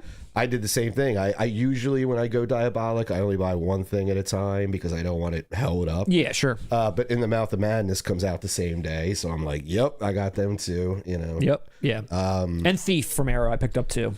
I'm torn. You know what? I think since you're going to go, you're going Arrow Thief, I think I'm going to go Criterion. Okay. And we can maybe compare, contrast. Yeah. But you're excited, right? This is a big deal for you. Beyond excited, dude. Not only do I love this, I have it tattooed on my arm. Anybody who's watching that doesn't know that. Yes, it's one of my favorite films of all time. But even the behind the scenes, I adore. If you know nothing about Zoe Lund, I educated you about her years ago. This actress, if you can even call her an actress, she didn't do much acting outside of this, is so interesting. So when it says it was her brother, it says has some essays. Robert Lund, I don't know if that's her brother or dad. I don't know. Is somebody related to her? I would love to read that. Long story short, who she was a model. And she did this, but she also did a lot of drugs, and she was really into heroin. Okay. Okay. Now, I don't mean, you're probably like, hey, a lot of people, celebrities get into heroin and throw their careers away, yada, yada, yada. She loved heroin. She was an advocate for heroin. She wanted heroin to be legal. She was like the way Peter Tosh was with marijuana, or, like legalize it. She was that about heroin. It's pretty crazy, yeah. Yeah, like she taught about how good it is. And I'm just saying, she is a very interesting, eccentric person. And she was incredibly beautiful. She was incredibly beautiful. She was a model in real life, and this weird turn. You enjoyed Bad Lieutenant. She was the one. Actually, she co-wrote the scene. Some scenes in it. Yes, and she was there on set in it. But for the Harvey Keitel heroin stuff, scene, and that was always long rumored. It was real. Was it real or not? Yeah, I think Keitel denied it, but no, like her story alone is so interesting. So to get these short films about her and her life as well, I'm telling you, dude, check it out. Like, her story is incredible. She did end up passing away. And you know what's kind of funny? Since she was such a big advocate of heroin, she didn't die of heroin. No. I mean, I'm sure that took a toll on her health all those years, but I think her heart gave out during cocaine use. Oh, wow. So it wasn't even heroin that knocked her out, which is a kind of ironic twist, to what her life's work was. Yeah, I mean, one of my favorite things about Bad Lieutenant is the setting of it and how it looks and comes alive, like the city. Same thing with Taxi Driver, and I feel like it's going to be the same thing here. Yeah. So I'm really excited about the transfer, that 4K upgrade, to see how they bring, that grimy. I can tell, like, this is 1981. It's definitely very, like, I don't know about any budget or whatever, but I'm excited to see how they bring this to life and back to life, maybe even. Oh yeah.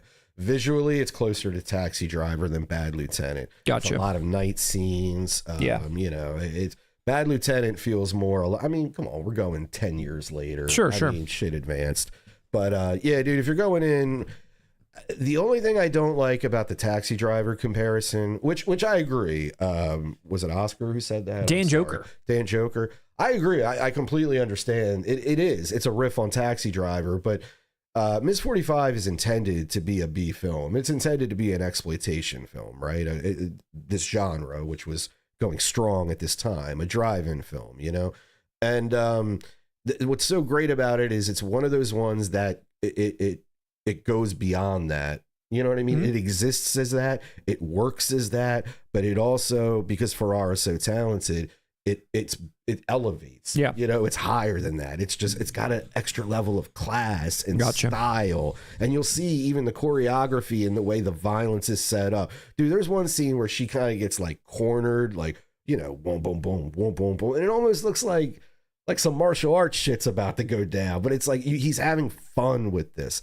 I'll admit the first 10 minutes are a tough watch because they're setting up the great part. Yeah, the revenge part. Yeah. But I mean, trust me, you could watch this movie. The thing that blew me away about it when I first saw it is, like I said, how it rose above exploitation level of filmmaking. Yeah. And I actually watched it as a woman. It's like I took real commentary from it. You could watch this as a woman and be like, holy fuck, I'm objectified. I'm literally, in this case, assaulted.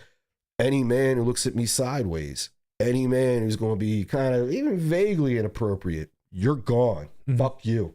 Like, that's what it is. You're getting killed, motherfucker. Like, if you even, like, all men, I don't care. You know, and it's like, and think about like the Me Too movement or something like that. I mean, that's a bad comparison. Bad comparison. No, it's just you don't get movies. I always said it like this. This is the movie I think most people wanted when they saw Promising Young Woman, which was a terrible movie. I agree. Yeah. That it's terrible. I don't know this because I haven't seen it yet, but I hear you. You're going to enjoy it. My only concern is I don't. You loved Bad Lieutenant so much. Loved it. I don't know how it's going to compare. I'm excited to watch it, but it's its own thing. You know, it's not like that. Russ, I'm here to support physical media. Did I bore everyone with that rant, Lindsay, the producer? No, I don't think so. Looks like someone, Moritz Lamp, is going to blind buy it because they never saw it and they're excited. Sounds like. And Dan Joker was agreeing with you and said that every dude was a creep. Yeah. But you got to even the ending, Dan Joker. It never abandons its exploitation roots. It's like there's such a phallic way she does something that's kind of a spoiler at the end, and it lingers on this shot in slow-mo for so long. Dude, it's got this great like jazzy disco score from that era that's so low budget because you know they couldn't get anything legit. Man, everything about that nun, dude, that's an iconic thing. I actually the show Euphoria on HBO, that's a big hit. Did you ever watch it, Lindsay, the producer? Yeah. My wife was watching it and she was like, hey, come in here. And I was like, what? She was like, watch this. They were at a Halloween party in one episode and somebody was like, oh, you're here dressed as a nun. And the character is like, no, I'm Miss 45, blah, blah, blah. I was like, wow, it has some pop cultural relevance to the youngsters. The youngsters. To the Sydney Sweeneys. Was it her? Was it her? I don't know. I don't watch Euphoria. I watch jeans commercials, but I don't watch Euphoria. Well, Russ, I'm very excited for you and everybody at home for this. Again, I'll stop rambling. We'll save it. We'll save it for the review. No, definitely. But I mean, there's a lot of other bangers to cover too. Like you also mentioned, In the Mouth of Madness. God, yeah. Which, wow, what a cover art. I think this I love this like Lovecraftian sort of like feel of the art and how they captured that. So awesome. Another hard box. That's the movie. August 28th, 4K Ultra HD, US, Canada. Another John Carpenter 4K for that ass. Previously released from Scream Factory in a collector's edition. Fans have been clamoring for this. I've seen people wanting this for a long time. It's just one of those titles that people are always asking about. It's the last great John Carpenter movie. And I think Arrow's delivering the goods for the people, I feel like here. God, I always hate saying this, but is it a blind buy for me, Russ? Our friend Roger loves it. Roger, if you're out there. I love it. It is. I'm not kidding. It's the last great John Carpenter movie, and I dare anyone in the chat to challenge say that. Otherwise, I do. I'm not saying you can't enjoy some of his flicks afterwards. Yeah, but none of them are on. Like, this fits well in his catalog with Big Trouble in Little China. I was going to ask you, where does it land? Yeah, Escape from New York. Well, for me, Carpenter was just on this massive run. You know what I mean? Yeah. And it ended here. Gotcha. But this is great. Yeah. I also have a ton of nostalgia for it, and I have a bias, so I'm not sure. I like, dude, this was my second date ever. I saw this in the movie theater. Okay.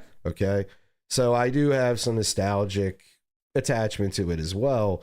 But dude, nah, it's fun. I remember there's a scene, I hope it shows in this trailer, where like Sam Neill's running like through a hallway like sideways, and there's like a monster coming after him. Yeah. I remember that from the trailer being like, wow, that looks badass. You're not gonna get like a big payoff on that.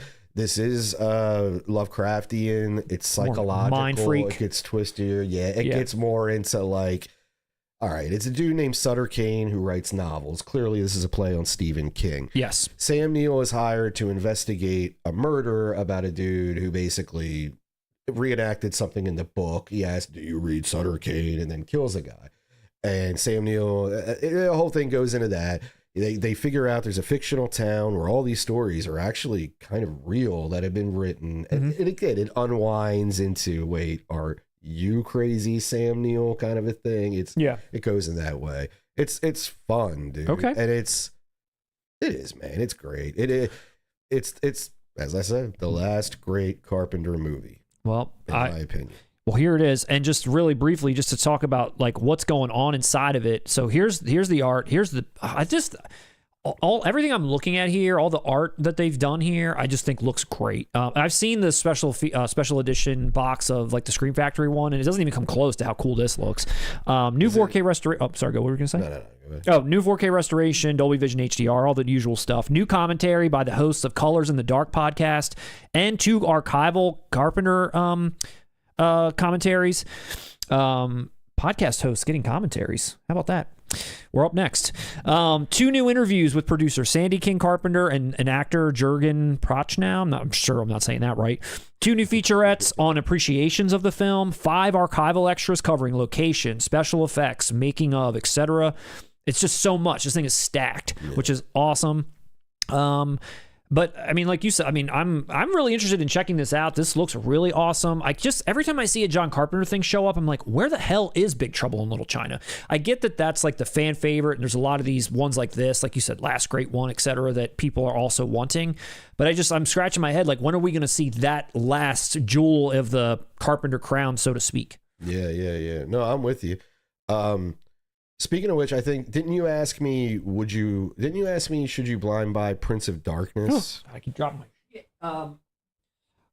We talked about that before because I loved the imagery of it and how it looked and everything, and you were like, this boring. Flat out, no. Don't buy that. No, it's not boring. I enjoy it, but it's boring for John Carpenter. Okay. Like, John Carpenter boring is better than any other most people's boring. Gotcha. But it's in this run, for me, that one is kind of a little lesser. I would say blind buy this. My only concern would be you're going to like it. I just don't know what degree, but you are guaranteed to like it. Okay. And I know you like Sam Neill also, right? I do. Yeah. And he's the lead character. He's in like goddamn every scene. Yeah, I don't mind him. Lindsay, a lot of fans out there for The Mouth of Madness. Yeah, a lot of people saying that it's like one of Carpenter's great movies. Midnight in Space said it's their 5th favorite Carpenter film. Okay. Luke Sablade said it's 100% a blind buy. If you're a Lovecraft fan, I'm assuming this is something to really. Yes. You probably either really love it. Might if you like Lovecraft more than Carpenter, this might be your favorite Carpenter film. Well, hold on. Carpenter is intentionally. Yes, it's not like he's homaging Lovecraft directly. Yeah, like this is a love letter to Lovecraft. This isn't something like, oh, the set design is inspired by it, or we took a beat here. Like, no, this is Carpenter saying, I love you, H.P. Lovecraft. Gotcha. You know? Okay. Yeah, definitely. So there it is. Another awesome title, one I've heard countless times people wanting. 2 in a row. Miss 45 in the Mouth of Madness. And can I point out another fun fact about this, Matt? You're a Star Wars guy. I believe this is Hayden Christensen's first movie. It's so funny, dude. Towards the end of the film, randomly, a paperboy comes up, and there's just like a quick conversation. But that paperboy is Hayden Christensen. Wow. Okay. I know he's one of your favorite actors. That's He's why one of my favorites. I love the prequel trilogy What's your more than favorite anything. prequel? Actually, the third one. What's that? That's surprising. Rise of the Sith, Revenge of the Sith. I don't remember. Where he becomes Darth Vader. He always struck me as a Attack of the Clones guy. I like that one too. Do you? That's not bad. I mean, they're not great. Who are we kidding? Number 3 on the, I guess you could call this banger list. It's definitely a banger within Arrow's catalog, and that's Spawn. Another one that, we teased. It got teased, and here it is. Another title that, again, it's like, wow, they're really slapping this month. They really are. Martin Sheen was robbed of an Oscar. Spawn, October 7th. 4K, Blu-ray, US, Canada. Another one of Russ's favorite films. It's getting the royal 4K treatment. It's getting a director's cut in 4K and a theatrical cut in 4K. I didn't even know about this alleged director's cut. Does it make the movie better? I've always heard that. Okay. And I'm really intrigued now. We went from joking to now you had my curiosity, but now you have my attention, Matt. You're getting a regular with a slip this time around. The other ones are hard boxes. I was expecting Spawn to have the hard box. It does not. That's okay. It's still a great release. New commentaries from a comic book expert. Plus, I got me. Plus, archival commentary with Todd McFarlane and other people. 5 new interviews, including Michael Jai White, D.B. Sweeney, Greg Nicotero, the editor and the music supervisor. No John Leguizamo, though. Come on, you got everybody else back? Where's John? Dude, you know what's crazy? I just assumed D.B. Sweeney was dead. I like D.B. Sweeney. I dislike. I just thought he just disappeared to me. Isn't he? Am I thinking of the right guy? He was in The Cutting Edge. Oh, I was about to say, love Lindsay, The what's your favorite D.B. Sweeney movie? Cutting Edge. That's really the only. That's the first thing that pops in my head when I hear Loved Cutting that movie. Edge. The Cutting Edge. Honestly, oh my God. Moira Kelly, she disappeared too. Where is she going? What happened to her? Good old Moira. I don't know. I hope the Spawn release answers these questions. They nailed the packaging. They didn't do anything weird. They stuck with original art and original posters. Awesome.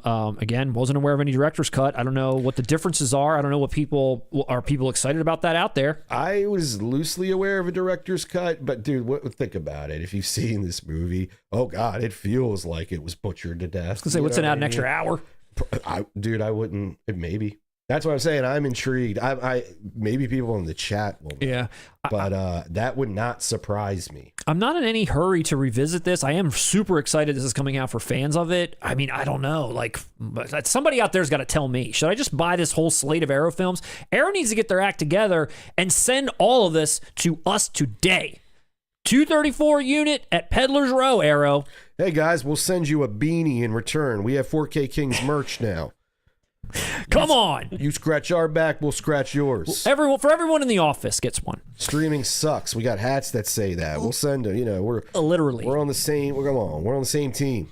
Just so we're keeping things moving here. I know we talked about Spawn a little bit, and this is out. I want to make sure we cover all of these, and we got a few more even to go after this. Another title again, I think is wow. What another awesome release for Arrow to put out this month.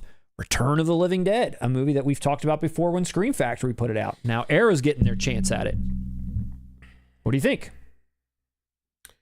If you didn't get, I don't know. To me, the original artwork for Return of the Living Dead is iconic. Yes. There are variations of artwork on this title. It's in there. Many of them. It's in there. I don't really like that cover. You wish the outer box was the original? The outer box gives me 80s punk vibes, okay. Which naturally that's what it was. Yes. The outer box now gives me like Good Charlotte vibes. I don't know. And it's not bad. It's not bad artwork on its own. Okay. Honestly, it's a cool image. Okay. And even the way the lettering of Return of the Living Dead, I'm getting comic book. It's flashier. Comic book. It's much flashier. I agree with you. And like I said, some people will probably like that. I don't mind it. If you enjoy it, you enjoy it. I said I don't mind it. I do. Enjoy it if you enjoy it. But I'm fine with my Scream Factory OG artworks. Okay. For this one. And there was a steal. This has been out like quite a few times at this point, depending on what. But dude, this is UK only. As someone who loves the movie, even that Steelbook I feel was more representative because it was Tarman like laying down. Like, I don't know this. I'm even kind of struggling. All right, well, check this out. You ready? Yeah. Ready for this? Two things that I thought were interesting about this release. One, it does have all the stuff from the Scream Factory one, just like that sometimes happens where they carry stuff over. 4 audio commentaries, which is a lot. 7 archival features covering the soundtrack, special features, locations, and interviews. So there's a lot of stuff to be had here. I don't know if this was the case for the Scream Factory one. Someone check me out there. But they put an asterisk under this that said, due to rights issues, the song Deadbeat Dance has been replaced. Yeah, that's a big deal. So I don't know. I don't know about the Scream Factory one, if that was changed. Maybe it's a UK thing because it's UK only. I don't know if that's a big part of the movie, but they replaced it, and I wonder with what. Good Charlotte. Definitely Good Charlotte. Now, does this bring you back? You ready for one thing? Does this bring you back? So it comes in, it's 4K, obviously. It comes with a bonus Blu-ray. Bonus Blu-ray that contains the 2017 feature-length documentary on the making of. What takes me back? What do you mean? Does it bring you back to being interested in picking this up? Because it has that extra whole documentary. On the Scream Factory one I own? I don't think it is. That would have been awesome. I feel like I'd remember that. On that same Blu-ray, there's some other additional features, like the final interview with actor Danny O'Bannon. So basically what you're asking me, should I upgrade this for the lack of features that my Scream Factory one has? It doesn't. I think they have the same. I think there's just those couple of differences, and this is getting that hard box treatment. I don't know, man. There's a lot of releases coming out. I wish I could support this, but I already own it in 4K. Gotcha. If nobody owns this in 4K, artwork aside, that's all subjective. Great film. Blind Buy this one.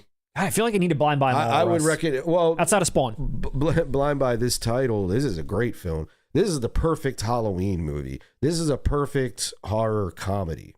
Okay. Actually, yeah, dude. If I had to make a top 5 horror comedies, this is definitely on there. This, Reanimator, I suppose.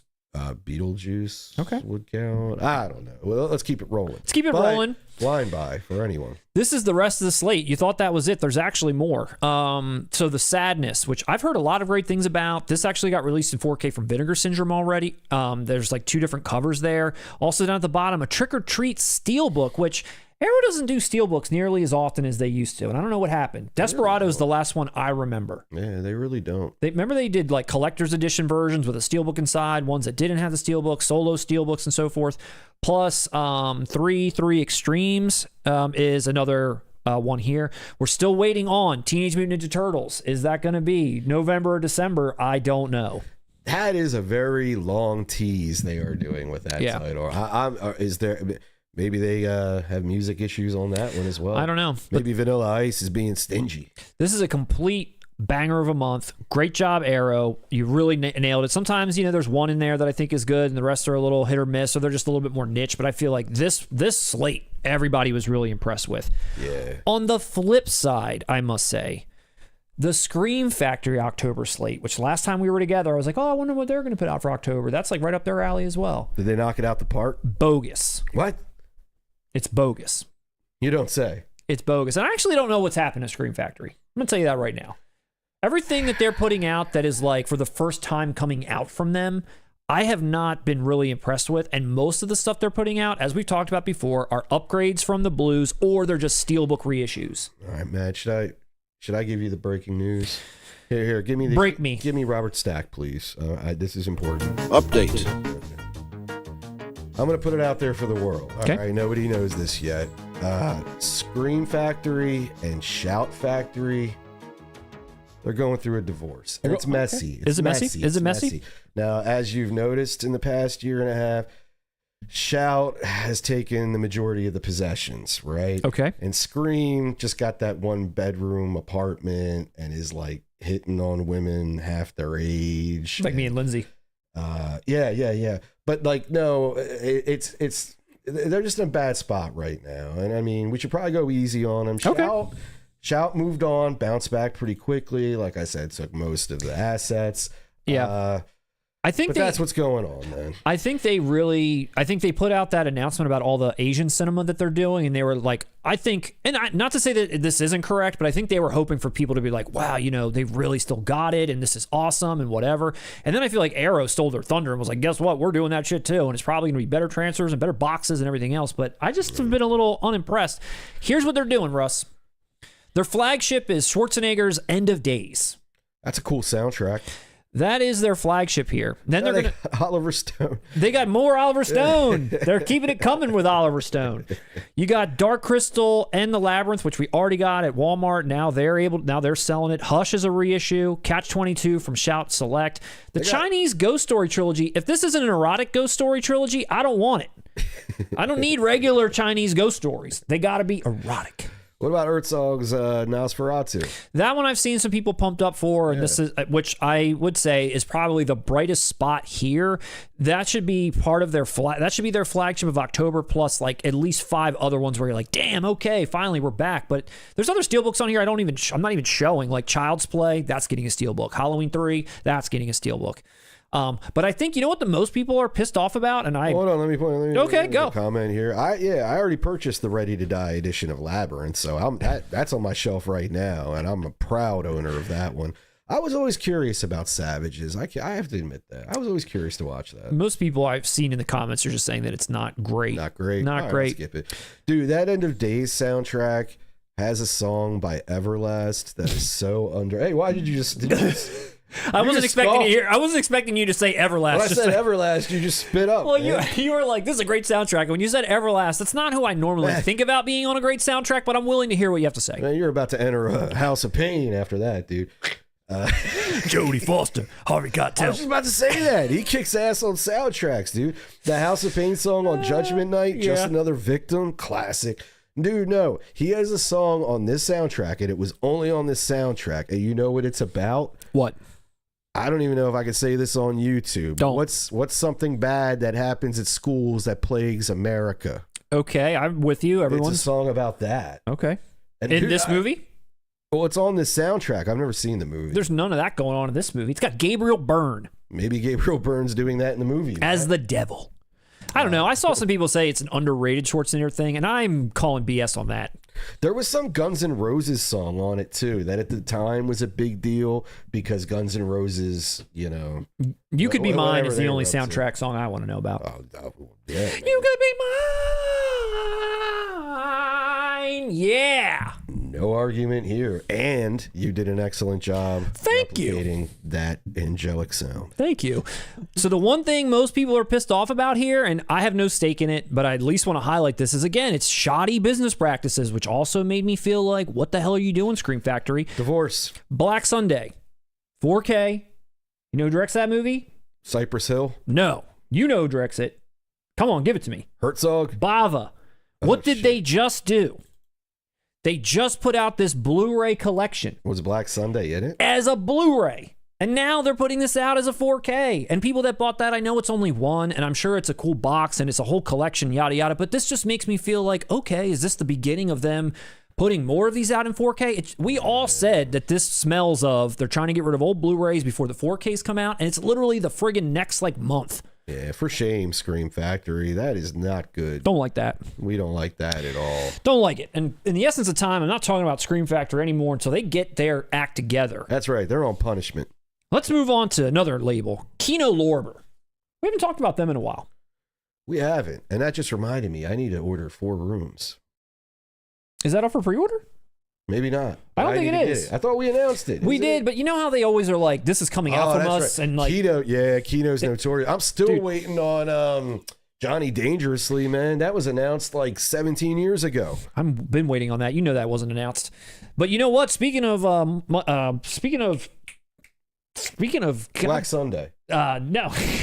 Not Black Sunday. Oh.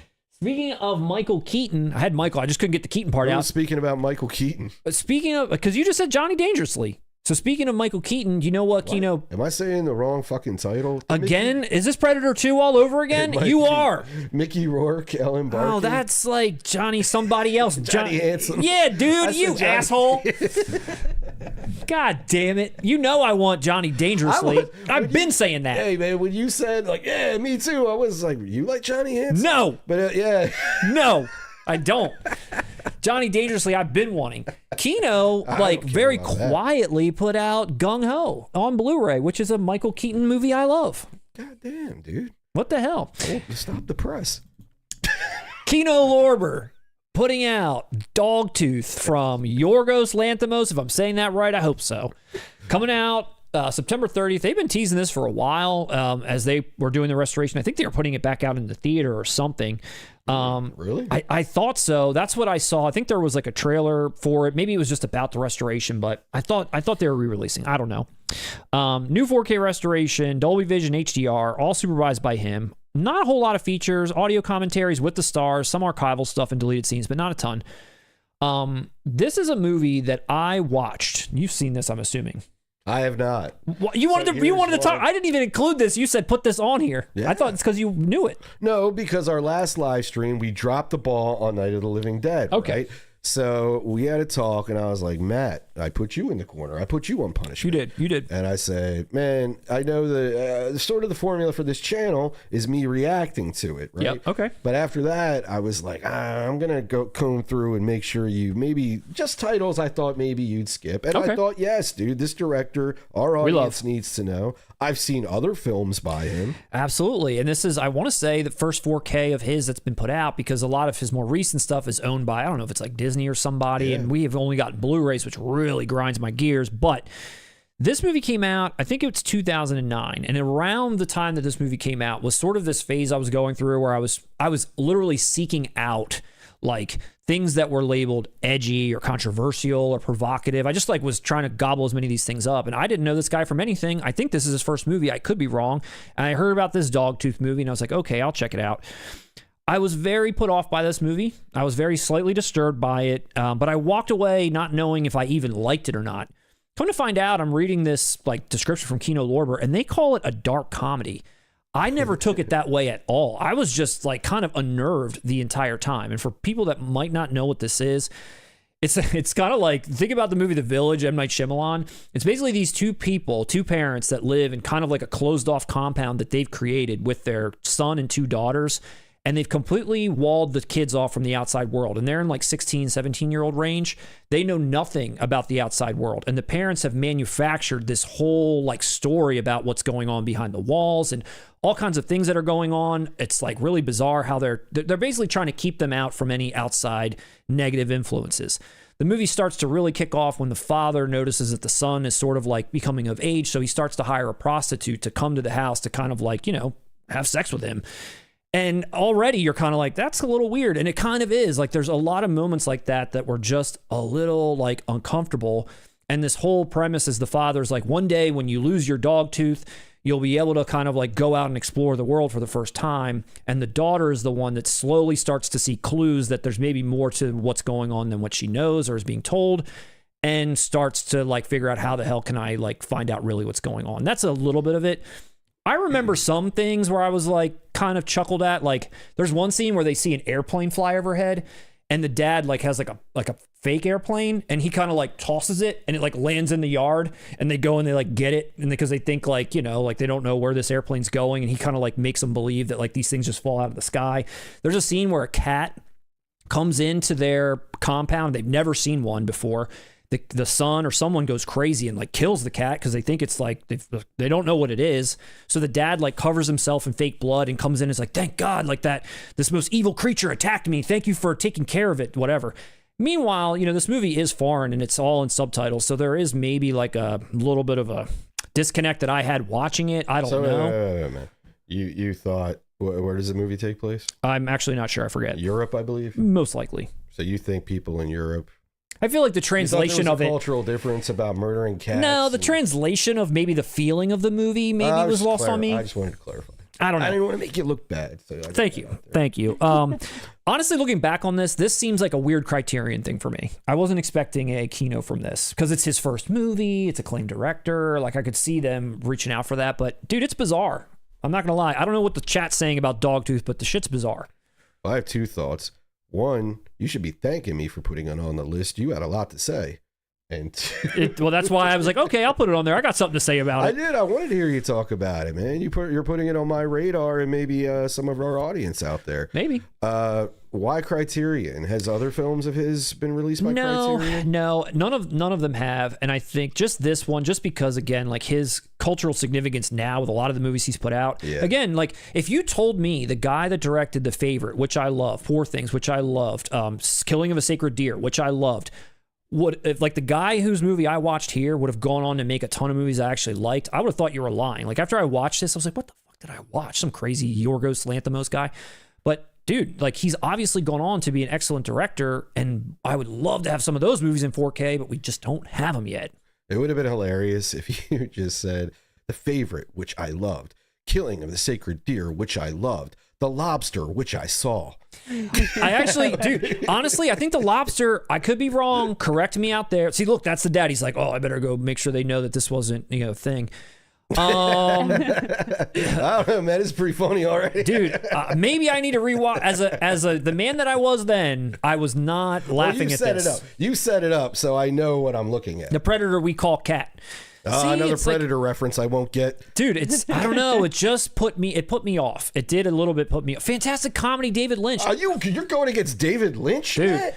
I'm telling you. What kind of 4K king are you? I didn't read this as a comedy at all. I watched this as, what am I watching? That's what I felt the whole entire time. What am I looking at? What am I watching? But Killing of a Sacred Dude, Deer. okay, I'll take it a step further if you want to see where this movie's going. So the prostitute that is hired for the son to kind of, like start having sex with or whatever, starts to kind of have relations with the daughter. And the daughter is kind of like intrigued by it. And then when the prostitute stops coming around, the two daughters start to kind of do stuff with each other because they're confused. You're going against John Waters? They don't know what's going on. So it's all these experiences that these people are having because they're so friggin' like whacked out. It's like they don't know what's going on. It's so bizarre. Man, and I never laughed. Matt, I'm not going to lie. I think you've convinced me to watch this movie. Dude, I'm honestly thinking maybe I should... Two Little Zombies. And this trailer looks great. Maybe we all should rewatch it. Maybe I'll look at it and go back and try to put myself in their shoes and laugh. But there were so many moments where I wasn't laughing because I just felt uncomfortable. And for our audience, I am sort of, taking the piss here with Matt. And the reason why is because I know what a big fan he is of what Yorgos has gone on to do. That's why I'm kind of roasting him a bit about his experience with this film. Because I think you're a bigger fan than I am. No, I do. I do like him a lot. And I got what I asked for. Like I said, I was seeking out weird, provocative, strange things. I was just hoping to kind of walk away really liking it. Kind of like Irreversible. But not this one. Nothing in Irreversible felt foreign to you, thank God. No, not at all. That was just like a daily experience, walking down hallways, interacting with women. That's just what Matt does. Exactly. And to me, again, that movie, I mean, you could say what you want about it, and the scene that goes on maybe a little too long, but again, the movie itself is so powerful that scene punctuates not just because it's violent and very hard to watch, but what it contextualizes in the rest of the movie as you're watching it. Because don't forget, the movie's told in reverse. So by the time you get back to the beginning, you're like, holy shit, like this meant so much more than I even expected it to. And this, I was like, what am I looking at? But back to Irreversible, I agree with you. Once it gets to about minute 7 of that hallway scene, dude, I'm with you. I'm like, now it's too much. Dude, it's like 14 minutes. I know. Dude, it's long. That's why I said minute 7. It's a lot. And a half. But, I mean, even 7 minutes, one could argue. It's long. And maybe it's not 14, but dude, it goes on. I mean, again, it's powerful stuff. How many times have you watched it, man? Once. And I bought it from Powerhouse Indicator. To watch how many times in the future? 0 I've watched. But Lindsay, the producer, and I are going to watch it one day. It's on the list. It's on the list. All right, let's keep moving. We're running so out of time. We had so much to talk about. There's a couple quickies that I'll throw to the end, but there's one that I really wanted to focus on just because this is after hours talk, maybe a little bit. And that is Life Force from Imprint, which, isn't really a... That's not the cover I saw. Hold on, Russ. This is why I wanted to bring it up. This is why I wanted to talk about it. I think you're covering up 2 of its major selling points. Russ, hold on. Hold the phone, because you're absolutely right. I saw the same thing you saw, but then when you go to Imprint's website, was my mind blown. So first of all, let me just set it up. let me just set this up. It's coming out November 26th, 4K, Ultra HD from Imprint, 40th anniversary. It's been out Scream Factory. It's been out Arrow. Everyone's got it. And basically, and let's just be honest, the movie's not great, but they want to keep putting this out over and over again. And it keeps falling into this category from a lot of the audience members and people that even live in Australia. Like, Imprint is putting out editions that are like $100 to $200, and it's just too much. Like, we can't afford these things, and the features are already listed on other like editions, but if we're local to Australia, this is all we have unless we want to import and yada yada. We just want a regular edition. Can I get a regular one? Do I have to spend $150 on goddamn Life Force? So if you already own it, you're not really missing out on much. It is 4 discs, 2 4Ks, 1 theatrical, 1 director's cut, 2 Blu-rays, which might be up in the cost as well. Bunch of features we already have. The packaging and the extras are really where it's at here. But let's talk about this case before we get into the inner box and interface. I already own the Arrow 4K of Life Force, and the features on that are relentless. They're endless. I'm hoping that we won't get claimed here, because this movie, for those that know, there's a lot of nudity going on in this scene, and they've captured it beautifully in a lot of this scene. In this whole movie. It's like the first half hour of the movie, she's walking around like this. Absolutely. You know, and again, the movie's not great, but the visuals, I felt... chill. This is a cool movie. I was going to say, the visuals... we all 3 of us watched this movie together. Yeah. And I thought that the visuals held up well. Yeah. Held me up well. And it's a fun movie. Oh my God. Like that? I was waiting all night to make that joke.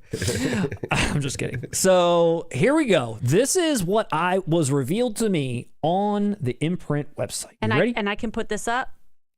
You can. Yes, please put it up, and we'll just see what happens. It's going to be small. We'll see. Audibly gasped earlier when I thought Zoe Lund was going to take her top off. All right, here it is. I'm like on high alert. Russ, would you be shocked to know that this has it's a large box with a slide down plastic case? Here it is.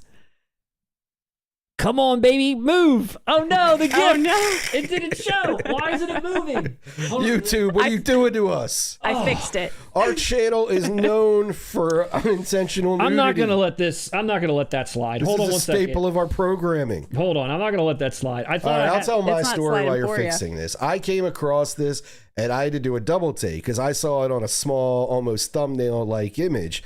And I know the movie, I know the character, and I was like, wait, they did? And I clicked on it, and I didn't know it was a slipcase. I thought it was just the actual box, you know, with her tits out. With her 2 tits. With her 2 out? Yeah, both of them? That's right. She left 1 behind. But no, anyway, but you got to think, if you're going to do that with any movie, damn, this is the movie to do that with. Here it is. Here it is. Ready? Oh, here it comes. Beautiful. Look at that. That's beautiful. And then it comes up. Oh, good. It's blurred. It's blurred a little bit. Okay. Isn't that hilarious, dude? She's hidden behind a crystal. The slip that 100% of people will throw away. Dude, take that. I know. Now it's an art piece. This is genius. It is. This is genius. Be honest. So stupid. Because it's not like just some random gratuitous, the hot actress got naked for that, one scene. She's walking around like this. You guys have seen it. Yes. For how long? The whole movie. Not the whole movie, but like a good chunk of the first half. I thought it was the whole movie. Does she ever put clothes on? Yeah, at some point. It's like a gown or something she gets on. I clocked out. I thought this movie was so dumb.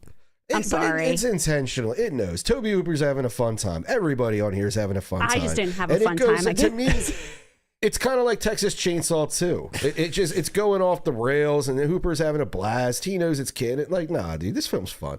I'll give you this, Lindsay, and you probably agree. It's too long. It was long, and I was bored. And would you spend $150 on this? Was the nudity. Honestly, in the beginning when they're in space, you could have probably took that all out. I like that part. See, to me, you could have took that out and just started with her arriving. Give me a little Star Wars, pre-log or whatever. So there is some nudity here. Hopefully it's too small to care, but this is everything you're getting. The huge box, 27 by 40 poster, double-sided, reproduction of the press kit, reproduction of the lobby cards, reproduction of the day bill, reproduction of the script, and lastly, the 3D lenticular case. A lot of nudity here, but if you've seen the movie, you obviously knows why, and it makes sense. I think the packaging is rad, but dude, $100 plus $50, I don't know. But you know what? No. I wouldn't even buy it for $10. And you know why, Matt? Go back. Oh, okay. Do you see what it's lacking? No certificate of authenticity. How will anybody even know that that's the official tit-covered Life Force? I'm not going to be... How can I prove it? They're just going to look at me like, hey, this pervert created this himself. And I'm like, no, it was official. But I have no certificate of authenticity. None. Thanks a lot, Imprint. Thanks a lot. Now, Well, how much is this? it's over $100 for sure. It's over $100. So I'm gonna look. I wanted to share that just for the lenticular slide down like case alone. That was brilliant to me because this is all I saw too. I was like, okay, I see what they're doing, but then they got that slider. All right, that's clever. That is very clever. All right, let's do. That's a Clio Award winner waiting to happen. It is. Let's do another couple quick hits. We haven't done a roast or toast in a while, and I think we're going to miss it again because we have a couple other quick hits to do. Really fast before we get out of here. Let's see. WB, they've got release dates for Boogie Nights and One Flew Over the Cuckoo's Nest. No official box art, but both of them have dates. 12/1 for Boogie Nights and 12/17 for One Flew Over the Cuckoo's Nest. We'll obviously be covering these as we know more. And there's actually an earlier 4K of One Flew Over the Cuckoo's Nest, I believe, debuting in October. Okay. But that's if you're not in North America. Okay. If you wanted to import, I believe. Maybe there's some collector's edition, like special edition box that we might get, and probably a regular. Who knows? But WB's been doing that lately. So these are definitely coming out. Awesome. One thing that I saw, Peter Jackson, a restoration of this has been done, and from what I read, was screened at Toronto International Film Festival. So it's just a matter of time, hopefully, when it will come home to physical media. And this is one, not only will I be pre-ordering, I advise everybody to. This is one of the most clamored, all Peter Jackson's earlier stuff. Yes. To say it's clamored for is an understatement. An understatement. And this is his best out of his early stuff. Yeah, I agree. To me, it goes Dead Alive, then Bad Taste is second, then Meet the Feebles. Great cover, too. Oh yeah, it's great. That was another rental store staple. Absolutely, dude, that's awesome. So and we're American. I want to apologize to our global viewers. To us, this movie's called Dead Alive. Yes, I remember when I first Brain Dead. I know when I first got on the internet, I was like, Brain Dead. What is this? Like you're saying, like, oh shit, they're talking about Dead Alive. Yep. Yeah. Another title that you were sort of excited about to talk about, Sergeant Kabukiman NYPD from Trauma. Yeah, man, we'll just gloss over it. This is if you like trauma movies, this one's awesome. It's similar to Toxic Avenger. It's a dude who becomes a Kabuki man fighting Kabuki man. Yeah. But the one thing I'll say about this, this has a little more heart than like Toxic Avenger does. It's still got all the trauma stuff, but like his character and all that. This feels like a very genuine kind of comic book spirit, whereas Toxic Avenger is a little bit more, you know, brutal. Okay. Like I said, typical trauma, but like that. You know what I mean? It's like a little more like that. I don't want to say a little bit like that. Dude, you're laughing. But no, I know what's going on. They're in on it. Of course. This isn't like Christopher Nolan made this and this was the final cut. You know what I mean? They know what they're doing and they're doing it very well. If you're a fan of this style, I own this on Blu-ray. You picking this one up? I think I'm going to upgrade it. Okay. Well, it already came out on 4K, but I like this release. Okay. Yeah. I mean, I saw from the creators of Toxic Avenger a new kind of hero. Yeah, and there's been crossover. Actually, Sergeant Kabukiman is in Citizen Toxie. Oh, really? Yeah, dude. Okay. There you have it. I'll tell you, Lloyd Kaufman and them, they've been all over the MCU. You're doing nothing new. Nothing new. It's cool. I mean, Actually, James Gunn came from Trauma. Yeah. And who reinvigorated the MCU with Guardians of the Galaxy? James Gunn. And who has a cameo in Guardians of the Galaxy? Lloyd Kaufman. Kabuki Man. Oh, Lloyd Kaufman. I wish, dude. Sergeant Kabuki Man. I wish, man. I mean, I'm always going to give Vinegar Syndrome their props. They're always putting titles out like once in a while. I'll be like, oh, wow, that's a movie I know and love. But just their packaging, what they're all about. I love the sort of like way that their slip boxes have the like little sliver there where you can grab it. That just looks cool to me. I don't know. Sturdy. I love it. Yeah, it looks great. So there's that. And then lastly, really quick, Freaked from Umbrella. Umbrella put out their November slate, I think it is, and Freaked has been teased by them for a long time. This is a movie that I saw a long-ass time ago, and I was freaked by it, and I know this has a lot of fans. I think Umbrella here, I'm almost positive, collaborated with the filmmakers themselves, because this is damn near the Freaked release, if you care about Freaked. They where's the notes here? Right here. So 10 new features that cover literally everything you need. Every actor, the director, everybody's back to talk about it, to gush over it. Look at the booklets. They got stickers. They got posters. I mean, they got the whole thing. From a features perspective, this is the one. Yes. Absolutely. Umbrella really knows their audience. They have their finger on the pulse with which titles are going to go. Like Super Mario Brothers. They did the Teenage Mutant Ninja Turtles. Freaked. They know what their fan base is looking for. I wanted to mention that I saw them notate is that there's a new alternate work print included. And they don't say how many, but they say hours of uncut behind the scenes footage. So, I mean, again, if you're a Freaked fan, pick this up. Support Physical Media. Support Umbrella. It's another Australian company. They're not charging $100+ like Imprint for slide down boobies, but you're getting freaked. Yeah. You're getting freaked. You're getting freaked instead. You're getting freaked one way or another with them titties on the cover or Alex Winnie. You're getting freaked. I mean, yes, you are. Earlier in the chat, someone asked if they were going to get freaked this Friday, and I thought they were talking about going to see the new Freakier Friday. No, you didn't. I did. You know what really happened? They wrote that in the chat, and Lindsay thought she heard Silk.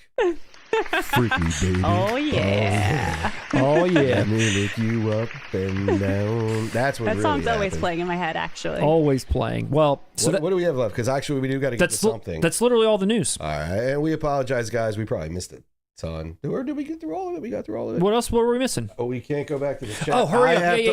I have to open fan mail. Yes, please do that. We didn't get to this on our last live stream. Let's give it another just 10 minutes. We're not going to do roast or toast. I had that queued up, but we do have fan mail. We have to open. Do you have scissors? I do not have anything to open that with. Next Give us time, an I extra guess. 20 minutes. Sorry, Get your Jordan. teeth in there, Russ. No, thank you. I will throw up here's our address. Here's our mail post office box where we're live streaming from right now. 4 Peddlers Row, unit number 234, Newark, Delaware 19702, and our classic coveted email that no one could get. We stole this away from everyone. 4kKingsYT@gmail.com. Send us an email there. And while Russ is still struggling to open that, I will lastly one more time say, don't forget to visit 4K Kings. Bear down on it, Russ. 4kKings.com. Get yourself official. Excuse me, man. With no authenticity certificate. There might be scissors in there. I don't know. Without any certificate of authenticity, however, it is official 4K Kings merch. Yeah, there's the scissors in there. Please check this out. Like I said, it supports the channel. Hope you all enjoy it. We put a lot of effort and time into this, as well as Lindsay, the producer herself. So if you're interested, take a look. 4kKings.com. It's now official, live, worldwide shipping. All costs of shipping and taxes are built into the price, so you won't have to worry about any weird extra charges. And now here's Russ back to open fan mail from our good friend Jordan from Canada. Yay. Matt, what did I miss? 4kKings.com is live. Oh, really? I got to put an order in, man. And you also missed the Sony Steelbook of Silverado. I'm just kidding. We're done with that until it comes in the mail. All right, what do you got, Russ? Put an order in for that, man. What do you got from the mailbag, the 4K Kings mailbag? I want to make sure there isn't a letter. I just didn't toss it aside like, hey, thanks. Hey, watch out for Julia Fox back there. Well, no, our longtime viewer of the channel and friend Jordan. I want to stress friend. Definitely. Because we definitely engage with Jordan. In my opinion, he's a very nice individual. He shared his collection with us many times. He sent us videos. He's always been reaching out. We really appreciate him. And he sent us plenty of things. Oh, yeah. Why is he sending you this, Russ? Well, this is interesting. So he's sending me, and I read the email, Jordan, so I knew what it was prior. But he is sending me the Brad Pitt, Jonah Hill, Aaron Sorkin masterpiece, Moneyball.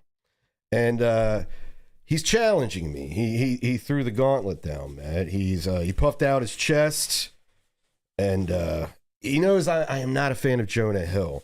And him and I got into a little discussion about, okay, I can tolerate Jonah Hill and Wolf of Wall Street and Cyrus, which are the 2 movies I can.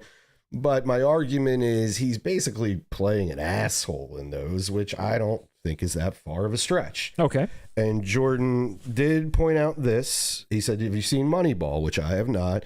And Jonah Hill, I do remember he was either nominated or won the Oscar. Mm-hmm. I don't recall.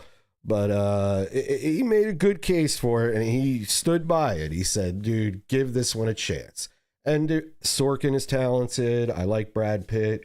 I'm going to give it a chance for you, Jordan. And maybe I'll eat my words. Maybe I'll be a Jonah Hill fan after this. Who knows? I'm a fan of this movie. Oh, you've seen it. I have. I didn't know you've seen it. I'm a fan of it. I like this movie too. Yep, Lindsay, the producer's seen it too. And I will say, you and I, we've talked before, we're not sports fans, but we are sports movie fans, if done well. And I do feel like this is one that kind of was it was compelling to me. Like the movie itself, whether or not you like Jonah Hill, your mileage may vary. He's not playing an asshole. He's playing the straight man. He's playing the guy that kind of comes up with the formula for Brad Pitt, who is a struggling baseball owner who's like basically going to lose the team unless he turns shit around. And he helps him figure out how to start to turn it around. It is Brad Pitt's movie, but he is in it, you know, as a supporting actor. And I think he serves the part well. I think overall, it is a cool movie. I think you might enjoy it as a baseball movie. Yeah. And maybe you'll like Jonah Hill, but I think you'll like Brad Pitt as well. And for reference, when I say I don't like Jonah Hill has appeared in movies I enjoy. Yes. I like Wolf of Wall Street. I like Cyrus. I think Walk Hard is one of the best comedies of this century, and he has a cameo in that. But yes, Jordan, firstly, thank you very much. Very kind of you. And I promise by our next live stream, I will report back with my my thoughts on Moneyball and Jonah Hill in general. And I will also add, and I hope this doesn't, I hope this is okay to say, but Jordan sent me Demons and Demons 2, or Demons 1 and 2. I don't know, it's a 2-pack. Is it Synapse? Is it 1 and 2? I'm not sure. I regret to say I have not watched that yet, but I plan on watching that for Halloween this year to put my fears to rest, because as probably why he sent it to me, I've always been terrified to watch it. And now that I'm a man, I hope that I can get through it. So, Jordan, I take everything back that I said. You're not a friend. You sent Matt either an Arrow Special Edition or a Synapse Edition of Demons and Demons 2, and I get this bare bone Blu-ray of Moneyball. Jordan, good luck getting me to watch it, pal. Jordan's messaged us so many times saying that Jordan. This is in his like top 5 list of movies he wants to see in 4K, and he's a really big fan of this movie, which is also why I think you got it. So yeah. Hey, dude, what if I end up liking it, you like it, and then we'll get the ball rolling. We'll get the Moneyball rolling and get Moneyball on 4K. Hey, and I'm the guy to make it happen. Look at House Party. You are, dude. Hey, congratulations on that again. How many times has this happened on this channel? We got to do a scoreboard. We should. Quite a few. Quite a few I've called. Congratulations to you on that, Russ. And thank you to everybody for tuning in and watching. We really appreciate everyone's viewing and coming back and commenting with us and checking out our little thing we like to call 4K Kings here at Peddler's Row, unit number 234. That's right. This thing of ours. This thing of ours. We got a lot of stuff coming up. We got a lot of cool videos coming out for your viewing pleasure. We're always live streaming, as you know. We'll be back in 3 weeks on August 26th is when we will return, and the whole stream will be about House Party and Russ's love for that film. Yeah, that stream's going to be a house party. You better, it's going to be a pajama jam, Matt. If you are interested, dress accordingly. I'm going to plug our merch one more time. Check that out. Any questions, please email us directly. Here's our email right here, 4kKingsYT@gmail.com. Russ, I'm going to give you the last word tonight on 4K Kings. Last word tonight on 4K Kings. Well, Matt, I had a very compelling cinema experience recently. I saw the new Naked Gun. I caught it in the theater, right? And this is very strange for me because when I say the Naked Gun is a big movie, the Zaz team in general shaped, like their comedy style is in my bones. And it was weird because I'm kind of a fan of